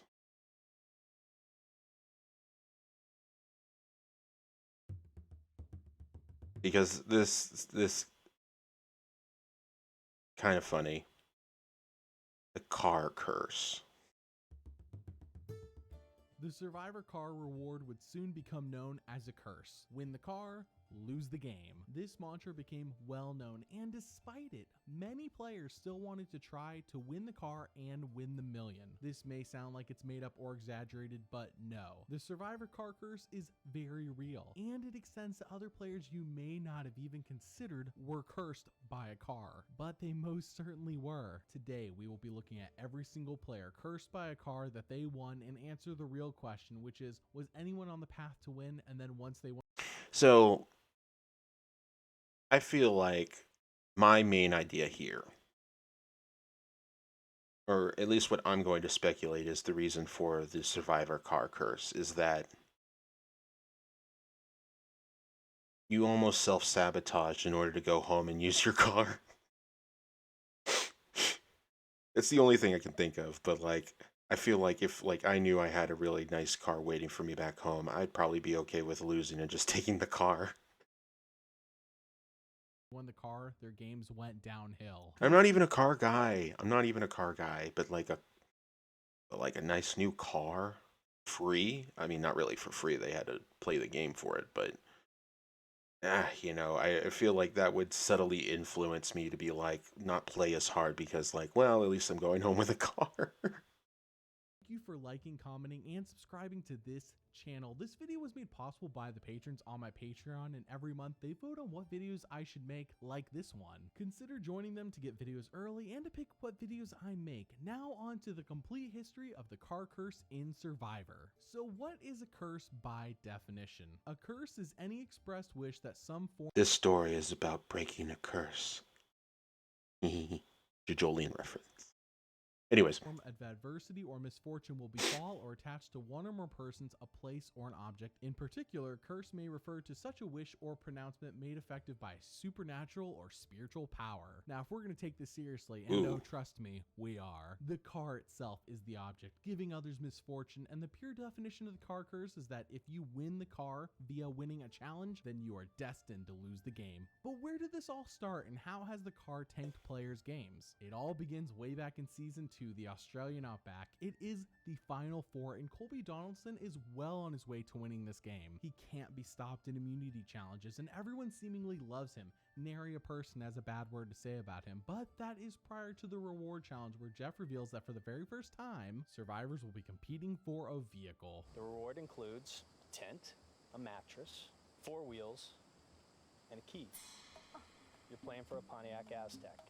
This is a car that converts into a tent. The back end opens up, it becomes a tent, you have a mattress inside. That looks nice. It's pretty cool. Now, in case you were wondering, these Pontiac Azteks stopped being made in 2006. Just want to throw that fun fact in there. Anyways, Colby wins the reward challenge like he wins pretty much everything else this season. And boy, is he excited about finally owning a new car. Heck, Jeff is so excited, he awkwardly tries to like ask to join him. It's kind of like a weird date thing. I just want a new car. I cannot believe it. I've never had a new car. I want a new damn car. Way to go, Colby. Your chariot awaits, as does a really nice hot shower and a hot meal. And we got enough grub. I'm going to join you if that's cool. If that's cool. He actually sees the car for himself. He is way too excited. I mean, the car sucks though. If Jeff Probst asked me out on a date, I wouldn't say no. Anyways, his mom shows up and they share the evening together, sleep in his tent car thing, and she watches his shower the next morning. Anyways, the curse does not hit him immediately, as he does win the next 2 immunity challenges, putting him in a very enviable spot. It is now time for him to pick who his opponent will be in the final 2. He can either pick Keith, a guy he has great disdain for and almost certainly beat, no questions asked, if he were to take him, or he can take the very lovable Tina, who has been the real brains of their alliance that has run the game. In fact, he's admitted that she ran their alliance. So, who does he pick? The 14th person voted out of the tribe is Keith. Of course, this is a massive mistake if his goal is to win it all, but not all is lost. He can still win with a solid final tribal council performance. He didn't completely throw away the game. Keith was a guaranteed win, but here it's more like a 50-50. So a good final tribal council performance and an apology to Jerry Manthe for how he treated her pretty much could net him a win. But what does he do instead? Well, I guess we're supposed to make a spiel here about why we deserve $1 million or why I deserve it over Tina, and I don't know that I do. He acts like winning doesn't matter to him, and he absolutely does not apologize to Jerry. Jeff then goes to read the vote, where him and Tina are tied 3-3, and The winner of Survivor, the Australian Outback. Colby's game tanked right around the time he won the car. No doubt about it. Would he have made the same decision if he had not won the car? Very possible, but who really knows what happens if he doesn't win it and then sees his mom, who probably put his head back in the real world and outside of the game he was playing. Let's move on to our next victim, Lex Vandenberg in Survivor Africa Season 3. So far during the merge, he has betrayed his main alliance once, but is still good with them, won multiple immunities, and been on Look at that hair, Jesus. Reward challenges. Life is going well for him, as this is the final 5 and he is in the majority alliance. He does end up winning the final 5 reward challenge, and no one even knew what they were playing for yet, but as it turns out, Some chrome. I see some chrome. Chevy Avalanche. It's all yours. Oh, yeah! it is a Chevy Avalanche, a vehicle that stopped being made back in 2013, but Lex has won a brand new one here, at least for the time of when this was filmed, and someone is a bit jealous of Lex. When I walked around that bush and saw that big blue Chevy truck and knew it wasn't mine, I was so, like, jealous. So I was annoyed. And would I ever live in a car? Trying to be Not if I had to. downside, I wasn't that happy for him. It's tough. I guess I could, but nah. Ethan is jealous, to be precise, and this is a rare negative emotion being displayed by him, so if he is saying it, then it must be a big deal. Back at camp, Tom does his typical thing of saying how others are jealous of Lex, but what he really means to say I is love driving. I've done I've driven across the country, you know, I all that stuff, and you know, but like, no, too cramped.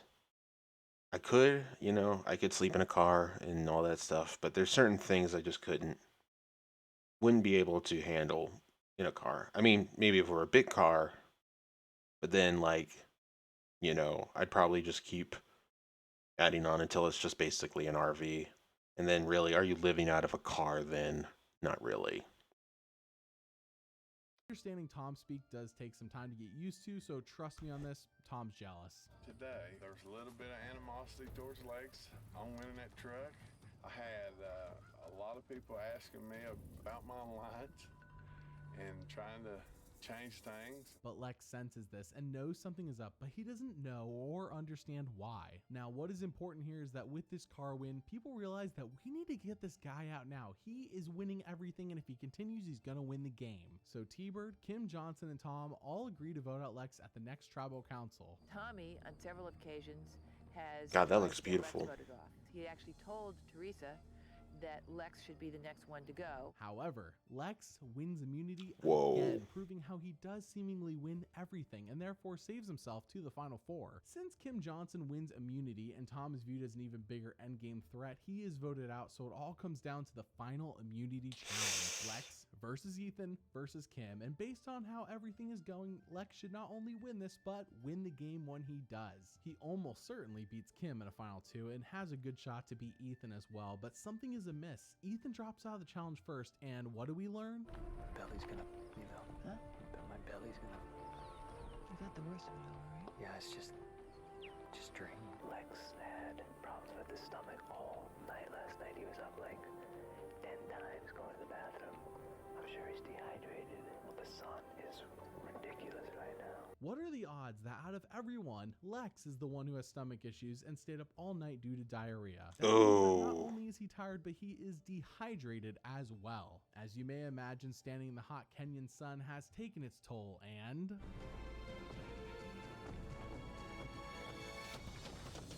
Lex, you're out. He blows final immunity, a challenge he certainly would have won if not for the out-of-left-field illness that he contracted. At Tribal Council, Flynn votes him out and reveals afterwards that she did so because of how much he had won so far and due to his entitlement. Is the car the reason he got sick? Probably not, but the movement to get him out curse really garnered a big push once he won it, and in the end, all that winning became his downfall. We move on. Kind of the opposite of what I said, because I think you could even argue what I said applied to the first example, where maybe he was just like too out of the game in his head, having won the car, saw his mom and all that stuff, and maybe kind of let it go by the wayside by the end. But this one was kind of the opposite, where everyone got jealous of him and kind of saw the car as sort of like this sort of point of no return, where it's like, this guy keeps winning, he's won a fucking car, and kind of turned a lot of people against him. But yeah, the sickness part, that's where you start thinking maybe there's something more to winning a car than just jealousy. To Season 4 Survivor Marquesas, where Sean Rector is a dead man walking, and I mention this because it's important. He needs to win out on immunity challenges, or at least get to the final 3 where him or Vesepia win final immunity to reach the end. Now, even if he reaches the end though, does he win the game against anyone left? Absolutely not. That ship has sailed at this point. So at the reward challenge, when Jeff reveals that whoever wins the challenge gets a new Saturn Vue, a vehicle that stopped being made in 2009, Sean is I love how he keeps mentioning that. I don't know, it's just I don't know what relevance it has.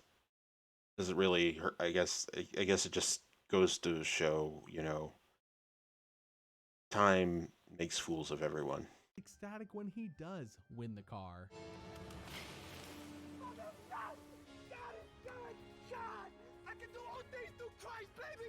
With no car payments, Yeah.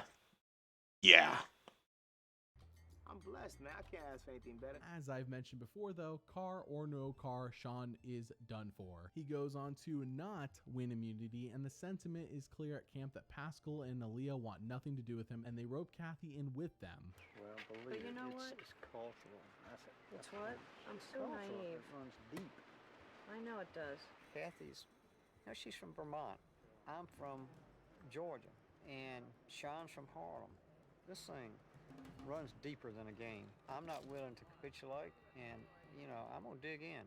To heck with him. At Tribal Council, despite all of the pitching Sean does to sway Kathy to his side, he is voted out 3-2. But remember, he stood no chance before the car, and winning it did him no favor. Survivor is crazy. Season 5, Survivor Thailand has us once again at the final 5, and everyone left is the majority alliance that just got done steamrolling Sukjai. So now, the pecking order in terms of how we see it is Ted at the bottom, then Helen, then Jan, then Clay, then Brian at the top. Ted would need to win every single individual immunity challenge left to guarantee himself a spot at the end, or at least vote out Brian Heidick. So it is reward time, and Jeff Probst thinks he is super cool rolling up in his Chevrolet Trailblazer, which he is. This time is a vehicle that's still being made today. Hey guys. What do you think of the ride? Let's go. Big Ted, take the front. Got a heavy front there.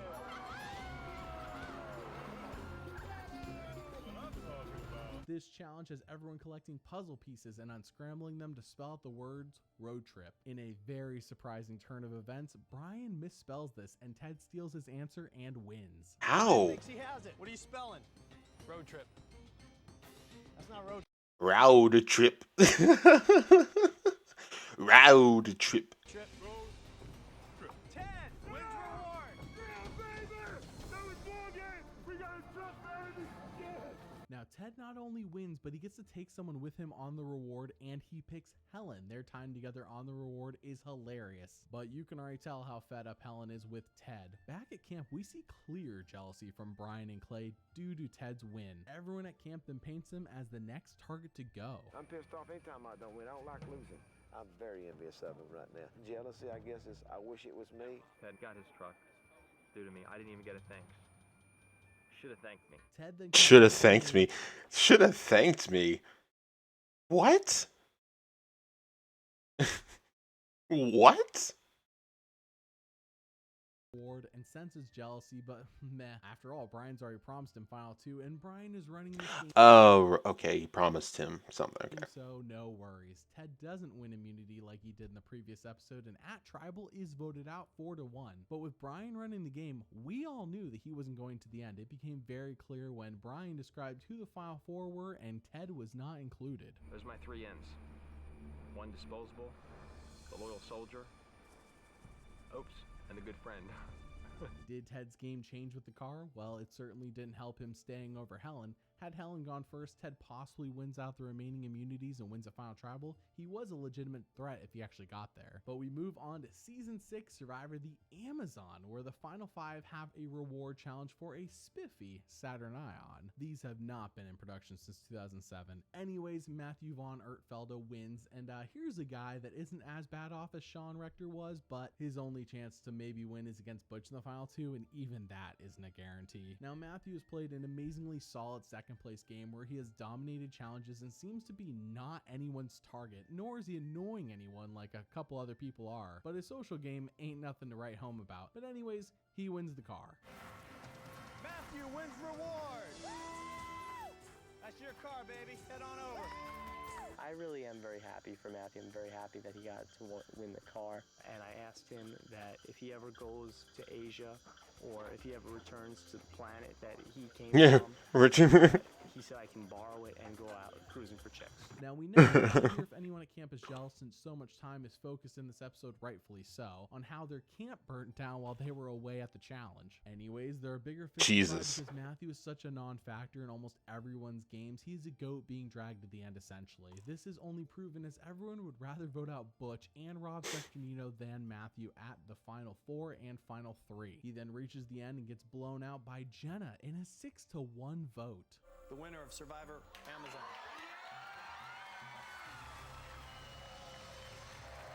The car didn't tank his game because in this case, his game really couldn't be tanked any more than it already was in terms of having a shot to win it all. Season 7 Survivor Pearl Islands is a whole different beast in a few respects. Here we are at the final 5, which is completely normal. However, part of that final 5 is Burton and Lil, who have already been voted out of the game once and have returned back. Since returning, Burton has been on a tear that has him looking like he is on track to win at Final Tribal Council against frankly anyone left in the game. He is golden, especially since his final 2 deal is with Fairplay, who everyone hates. The reward challenge here Dead grandma. a night out in Panama, and Burton Dead grandma. and here's when the curse strikes him, though he isn't fully aware of it yet, as he brings Fairplay along with him in a cocky move, thinking that the 3 women back at camp will not conspire against them, and even if they do, who cares? He just won a GMC Envoy, which is a surprise. He didn't know this was going to happen. A truck that stopped production in 2008. Are we worried about the girls strategizing against us? No, I felt like we were pretty confident in our abilities. That I think we can squash their plans pretty quickly. Yeah. I mean, not one of them has had a strategy yet in this game. Ugh. I don't know why it's starting now. Yeah, exactly. John and I were just kind of shooting the breeze, talking about not talking about the car when we got back to camp because it is something that someone might hold against me. But anyways, back at camp, as you may have surmised, the 3 women being left alone is a crucial mistake, and it is all because Burton took Fairplay with him on the reward. His cockiness is doing him in as the 3 women conspire to get out Burton, but if he wins immunity, they say then it'll be Fairplay instead. Let's see who does immunity tomorrow, guys. Because I think we need to think about Burton first. Because he's the strongest. So if Burton wins immunity, John's gone. Right? Right. If one of us 3 win immunity, Burton's gone. But that doesn't matter because Dara does go on to win immunity, leaving both men open for elimination, and that is exactly what happens when the favorite to win it all gets cocky and blows the game, as he likely wins against anyone in the final 2. 12th person voted out of the tribe. Would it have been different if he took one of the girls on the ride with him? I don't know. Maybe. Season 8 Survivor All-Stars has the castaways being able to win a GMC Chevrolet Colorado truck, a truck that is still being made to this day. Boston Rob wins this challenge like he wins pretty much everything else this season, and when Jeff offers Boston him Rob he wants on this adventure in his truck, he picks his obvious choice, but Jeff is shocked. A little bit of Survivor trivia. In the first 7 seasons, the person who has won the car has never won Survivor. One person coming with you. Gotta be Amber. Second Really? place, and been with me from day one. And what's very interesting, and I don't know if you caught this is the first time anyone has mentioned or acknowledged the car curse during the actual show, Yep. but it will not be the last time. Don't worry though, Jeff calls shotgun so he can sit next to his man crush while Amber sits in the back. Boston Yeah. drives that truck fast and hard, kind of like how he is playing this game, and Jeff praises his driving. Are we seeing some sort of reverse love triangle being set up here? Nicely done, Mariano. What up? This is a guy who knows his way around the truck. Anyways, in a twist that only occurs this season, the person who gets brought along on the reward also gets a car. To be fair, they didn't win it. It was simply gifted to them, but we will touch on that later. Now, back at camp, Amber cannot contain her excitement, and she tells everyone left that not only did Boston Rob win a truck, which they already knew about, of course, but she won a car as well, which no one needed to ever know about, and the envy is on clear display. They won a car apiece. They brought back pockets full of candy and split them up into 5 piles. They took their share after eating dogs and candy. I saved my candy. Well, it's easy to save your damn candy when you got a belly full and a new car. If there is a survivor hex that keeps the car winners from winning the game, I would love that. That would be my little justice. And I win the million. The curse does not take immediate effect though, and frankly, Boston Rob was already setting himself up to lose at this point, as 3 of the jurors already hate him. But he puts the final nail in his game, post winning the truck of course, when he treats Tom like complete crap before voting him out, nailing that 4th juror who will not vote for him. He goes on to lose the game in a 4-3 shock to Amber, and that is now the 3rd player to go to the end of the game and lose during the final vote, but at least he gets to marry her. I love you with all my heart. Will you marry me? Show's crazy.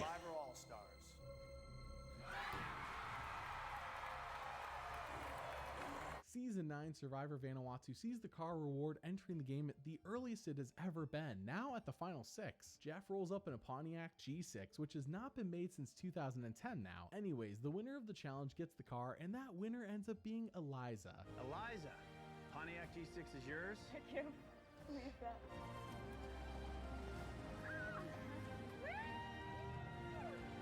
Like Sean and Matthew before her, Eliza is not going to win this game no matter what. She can reach the final 2 all she wants, but she's a goat, car or no car. All game we have seen her be combative with people and generally disliked by almost everyone. So with that though, she does play a good enough game to survive the next 2 votes, but that is only because Amy and Julie are bigger threats than her, and she does win an immunity challenge for herself. However, she gets blindsided by Chris at the final 4 in an epic fashion. The 15th person voted out of Survivor Vanuatu. Eliza, you can bring me your torch.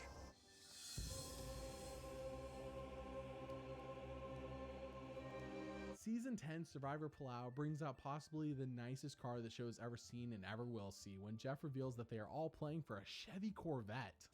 Whoa. Oh my god! All new Chevrolet Corvette. Which of course is still being made to this day, and why shouldn't it be? It's a nice car. Now Ian goes on to win the reward challenge, and unlike every player who has won a car so far, what happens next needs some context, as this is a crucial turning point in his game. So far, he has a final 3 deal with Tom and Katie, but Katie betrayed him during the prior episode's reward challenge just to go on a yacht. Pretty much the only person he feels like he can trust now is Tom, but since this is the final 5 and there are 3 women left, they don't want to blow this like Burton and Fairplay did in Pearl Islands. So here's what is discussed before the reward challenge ever happens. There's a possibility that after this reward challenge, Ian and I, we're going to get separated. If one of us gets to choose one other person, we can't choose each other on this one. We've got to take one of the girls out of the mix so that they're not going to be able to talk to each other. Now, with that in mind, here's what happens when Ian wins the car and is asked who he wants to bring along with him. I made a deal if there was a car involved that I would take Tom. Uh-oh. Do we have another Pearl Island situation on our hands? Yes. Yes, we do. As back at camp, Katie feels scorned and she dumps all the info she can to Karen and Jen. The whole thing went down since day one, Karen. I mean, Ian and I made a promise to each other that we would stick together till the end, and then he took Tom. And I feel like I lost my best friend out here. Ian's game is just tanked from here until the end of the game. In a series of baffling decisions, Karen asks him if his final 3 is with her or Katie, and here's what he says. Is it you, me, Tom, or is it you, me, Katie? It's gonna be you, me, and Tom. I don't know if you caught that, but he was about to say Katie, and he stopped himself, but Karen caught it. He then gets torn to shreds at tribal council in front of the jury, and it is clear that no matter what, Ian is going to get dragged through the mud whether he likes it or not. And then after the whole thing with Ian taking Tom on the reward and Katie saying, well, he's made these. It's even crazier because him and Tom had a conversation about, kind of keeping this subtle alliance, and then immediately after he wins the car, he's like, Tom, come on in, and pretty much breaks that possibility up. Promises to me, and he's sworn his cross, and I'm thinking, oh my gosh, he's promising me this, and he's promising Katie this, so this is a revelation. He does manage to not get voted out the final 5, but his partner in crime, Tom, wins immunity and tells everyone he is not betraying his buddy Ian despite how good of a move that would be for his game. He says he will stay true to their final 3 alliance. However, Ian flubs again and reveals that he was not planning on doing the same for Tom. Well, if I would have won immunity today, it'd have been a really difficult decision for me to Tom, so I'm glad that I didn't have to make Ian. it. If I won immunity today, Ian. Tom, like, okay, that's all I needed to know. But Ian does get Tom and Jen's vote against him, so he has to do a fire-making duel, which he wins, and back at camp, he gets destroyed by Tom and Katie, as he continually lies and denies things, despite them both knowing better. This makes him feel like utter crap, and he says this is not how he planned on playing this game. That really sucks, because you know what, Tom's been sticking up for you this whole time. Ian's never wavered. Ian, you had your back. I didn't come out here to play the villain. I didn't come out here to, be the... Oh, poor Ian. Probably a people pleaser. Just wants to say yes to everyone. 3 immunity challenge. He makes a shocking decision to lose on purpose to gain back Tom's respect. I'll go now if you take Katie. And I'll give up the $1 million, to get back your guys' friendship. I'll dive right now if you take Katie. Would he be accomplishing what he's trying to do? Without a doubt. Ian would have my friendship after this game anyway. Aw. But he wins my respect back. Aw. That's sweet. Ian likely wins against Katie at the final tribal council, but in this case, he valued the friendship and respect of Aw. Tom more than the $1 million, a very admirable trait for anyone to have. With the next season, Season 11, Survivor That's Guatemala, sweet. as he reveals the final 5 are playing for a Pontiac Torrent, which has not been in production since 2009, and says that winning this can curse your game, and no one in the prior seasons who has won a vehicle has ever won the game. But in 10 seasons of Survivor, the person who has won the car reward has never, ever won the game. Some people, No. the superstitious kind, believe it is the curse of the car. However, Cindy wins the car and is given the very rare opportunity to not accept her car and give everyone else a car instead. What? What decision does Cindy make? I think I'm gonna say I would love to give everyone a car. But I'm here to beat the odds, and so far I have. On its face, this seems like a terrible decision, a game-ending blunder possibly. Well, let's look at how every player reacts and give context as to where Cindy stood before and after this decision. First, Stephanie is the player she takes with her on the reward, and Stephanie says, I would have kept the car. Stephanie was just like, oh my gosh, overwhelmed with enthusiasm for me. with only 5 people playing the game, Cindy only needs 1 more person to agree with her decision, so let's check in on Rafe. I just couldn't believe that that was the decision Cindy made. For me, that didn't seem like a choice. It was like, you have to give the car to the 4 other people. Like, there was nothing else I would have done. Like, I never would have taken the car for myself. He seems more baffled than mad, but I think it is fair to say he doesn't agree with the call. Now, what does Lydia think about Cindy's decision? In my mind, I'm thinking, Cindy, keep the car. You deserve it. You want it rightfully.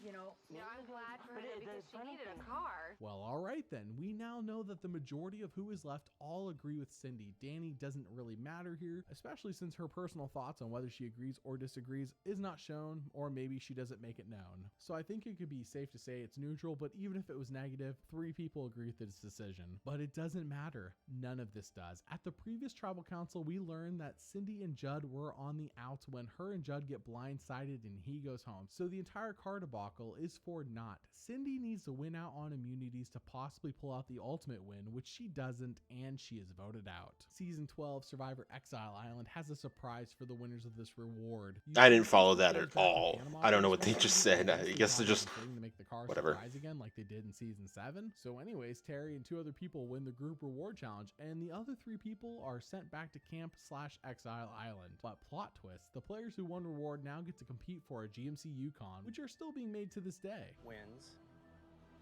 fully loaded, 2007 GMC Yukon. Oh my God. Terry wins the vehicle, but this shouldn't be a shock to anyone left in the game, as he has won every individual immunity challenge so far, and he needs to win the rest too if he wants to get to the end and win. Bruce being gone out of this game was a good thing for me because I got to skip a challenge. Forgot he was Pretty much naked. Every immunity challenge coming down the road, I've got to take. He is on the hot seat. Now, to be fair, he does have the super idol that can be played after the votes are read, but it cannot be used past the final 4, and there is a final 2 this season. Since everyone knows this, no one tries to bother to vote him out. Plus, he wins another immunity along the way. So at the final 3, it is time. If Terry wins this, he likely wins the whole game. So what happens? Terry cannot hang on. The first person out of this challenge. Aris is out of the challenge. Danielle wins immunity. Danielle going to the final 2. He blows it hard. Now, car or no car, he needed this immunity challenge win to get to the end, as no one had Terry as part of their final 2 plans once the car reward happened anyways. But did the car curse him from winning this immunity? Unlikely the game. Season 13 does not have a car reward challenge. We will touch on that in a bit. But Season 14 Survivor Fiji is the final car reward, and it is a doozy. I'm going to make this a short story, but it's a work of art. This is the final 6, and it is time for the car reward. Jeff reveals that everyone here is playing for a Ford Super Duty, a super expensive but very nice truck. Yowman ends up winning the truck, and before we continue, here is some context. Starting last season, there is no more final 2. It is now a final 3. Dreams has publicly said during the season he doesn't own a vehicle and seems completely enamored by winning one, as I would be too. So Yowman, knowing he has an immunity idol in his pocket and knowing he is not the biggest threat left in the game, strikes a deal with Dreams. If he happens to win the final 4 immunity challenge, then Dreams agrees to give Yowman his necklace. This is an incredible offer on its face, so Dreams accepts it. I want to see if I can make a deal with the car. You're going to negotiate with the car. I'm going to negotiate a deal. Happen to be 1 and 4. If that happens, if you win the immunity for that round, you'll give it to me. I promise to God. Okay, so keep That's this nice. in mind. The deal is Dreams gets the truck no matter what. However, Yowman is gambling on Dreams winning at the final 4 and staying true to his word, which Dreams states multiple times after this that he intends to do so. So why did Yowman make this deal? My worry has been always when I get to the final 4, Dreams will probably be there. And I need a way to get rid of Dreams. I was thinking, when Yao Man gave me the car, what did he gain out of that? And then I thought about his strategy. If I give Yao Man immunity off my neck, I'm gone. Sneaky, sneaky, but Dreams isn't an idiot. He knows what's going on here. He Ooh. figures if he can get Yowman out before the final 4, then he is golden. A good thought, to be fair. He gets to keep the truck, and he doesn't have to break his word. So Dreams immobilizes everyone he can, and at the tribal council, Yowman is playing the hidden immunity idol. Yowman's immune from tonight's vote. Any votes cast for Yowman do not count. Yowman, that vote does not count. Yowman, that vote does not count. Yowman, 13th person voted out and the 7th member of our jury, Stacy. dang. Yowman smartly made the first ever confirmed successful idol play. Gary's in Guatemala isn't guaranteed successful, it just seems circumstantially likely. Anyways, Yowman wins the final 5 immunity challenge, so he can't be blindsided there either. However, it is now time for the final 4 immunity challenge, and it comes down to him and Dreams. A perfect scenario for Yowman, but a nightmare for Dreams. So what happens?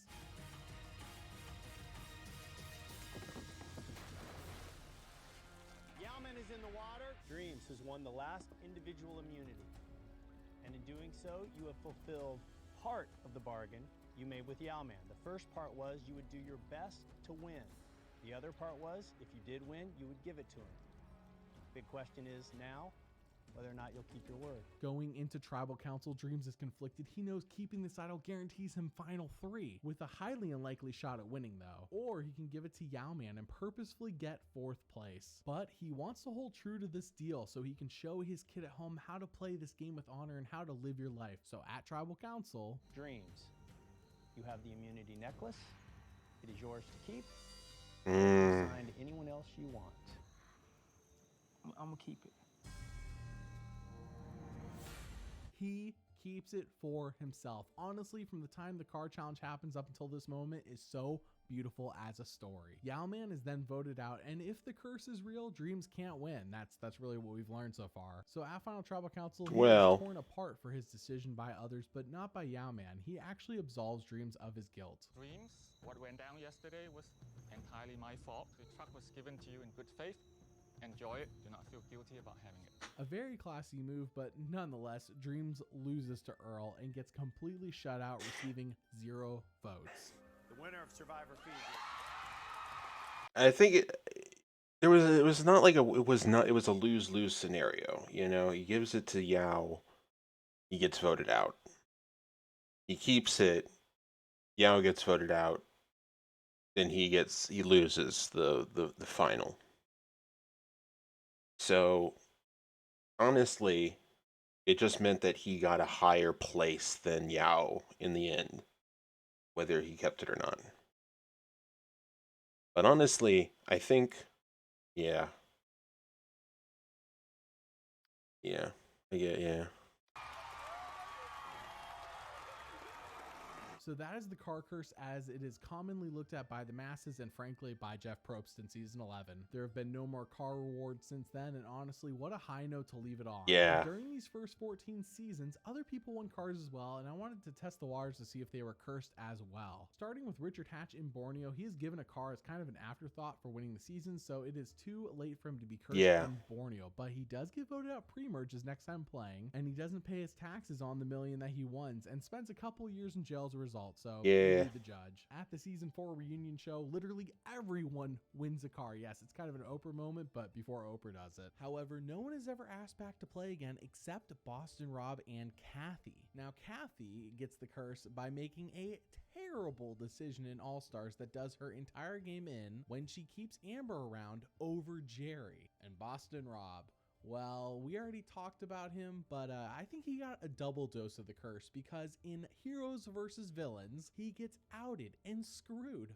by an out-of-left field Tyson move. We already learned that Amber got a car for going on the reward with Boston Rob, and fair enough, she wins the season, so if anyone completely sidesteps the curse, it was her. However, the next time she plays in Winners at War, she is voted out at her first tribal council. So, at the All-Stars reunion show, Chevy lets Amber pick someone else to win a car and gives her like 10 seconds to make a decision, so she just gives it to Sheehan, who has never been asked back to play again. The winner of season 10 also wins a Chevy SSR, so Tom gets it, and upon his return to play in Heroes vs. Villains, he is voted out in the pre-merge. Once again, in season 11, the winner gets a car, this time a Pontiac Torrent, just like what Cindy had won earlier in the season, so this time Danny gets it. And in her return to playing Survivor on Winners at War, she is voted out third. Season 12 gives a car to the fan favorite for that season as voted on by the fans, of course, and Sari wins it. Since the season is already over, she can't be cursed yet, but stick with me here. Upon her return in season 16, she is screwed by a surprise Final 2 twist. In Heroes vs. Villains, she is voted out fourth, and in Game Changers, she is screwed by Advantage Geddon. Sari may be the most cursed player ever to play this game, all due to us giving her a GMC Yukon.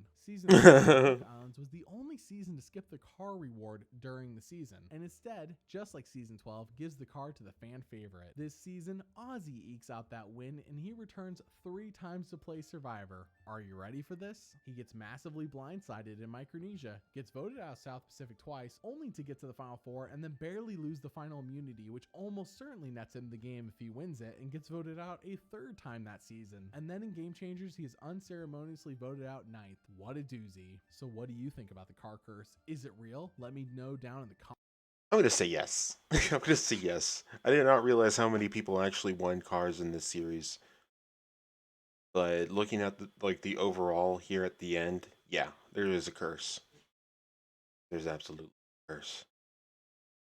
Just goes to show you when you're surviving out in the wilderness and somebody says, hey, you want to win a brand new car?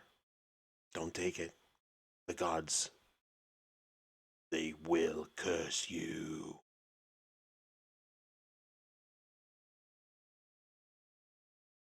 Anyways, with that video, I think I'm done for tonight. Tomorrow I'm going to be playing Sleeping Dogs. And hopefully things can get back to normal for me. So look forward to that. But I want to thank you so much for watching, if you did. Thank you so much, Malf. Thank you again to the wonderful, lovely Bobby Whiskey for tuning in and being on this ride with me. And yeah, that's about it. I'm actually, you know what? I'm in because I'm thinking about it. We're gonna raid somebody with our two viewers. Oh, I've got an ad in progress. Hold on. I should probably wait until that's over. Let me just see who's available.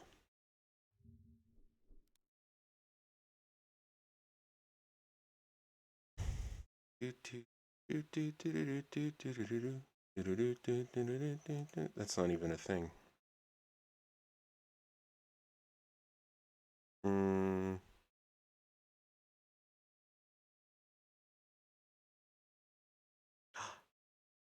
Nasby.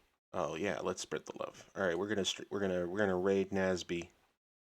All right, thank you so much for watching. I'm Komodo Dile. It's been a while, and I'll see you later, alligators. Au revoir.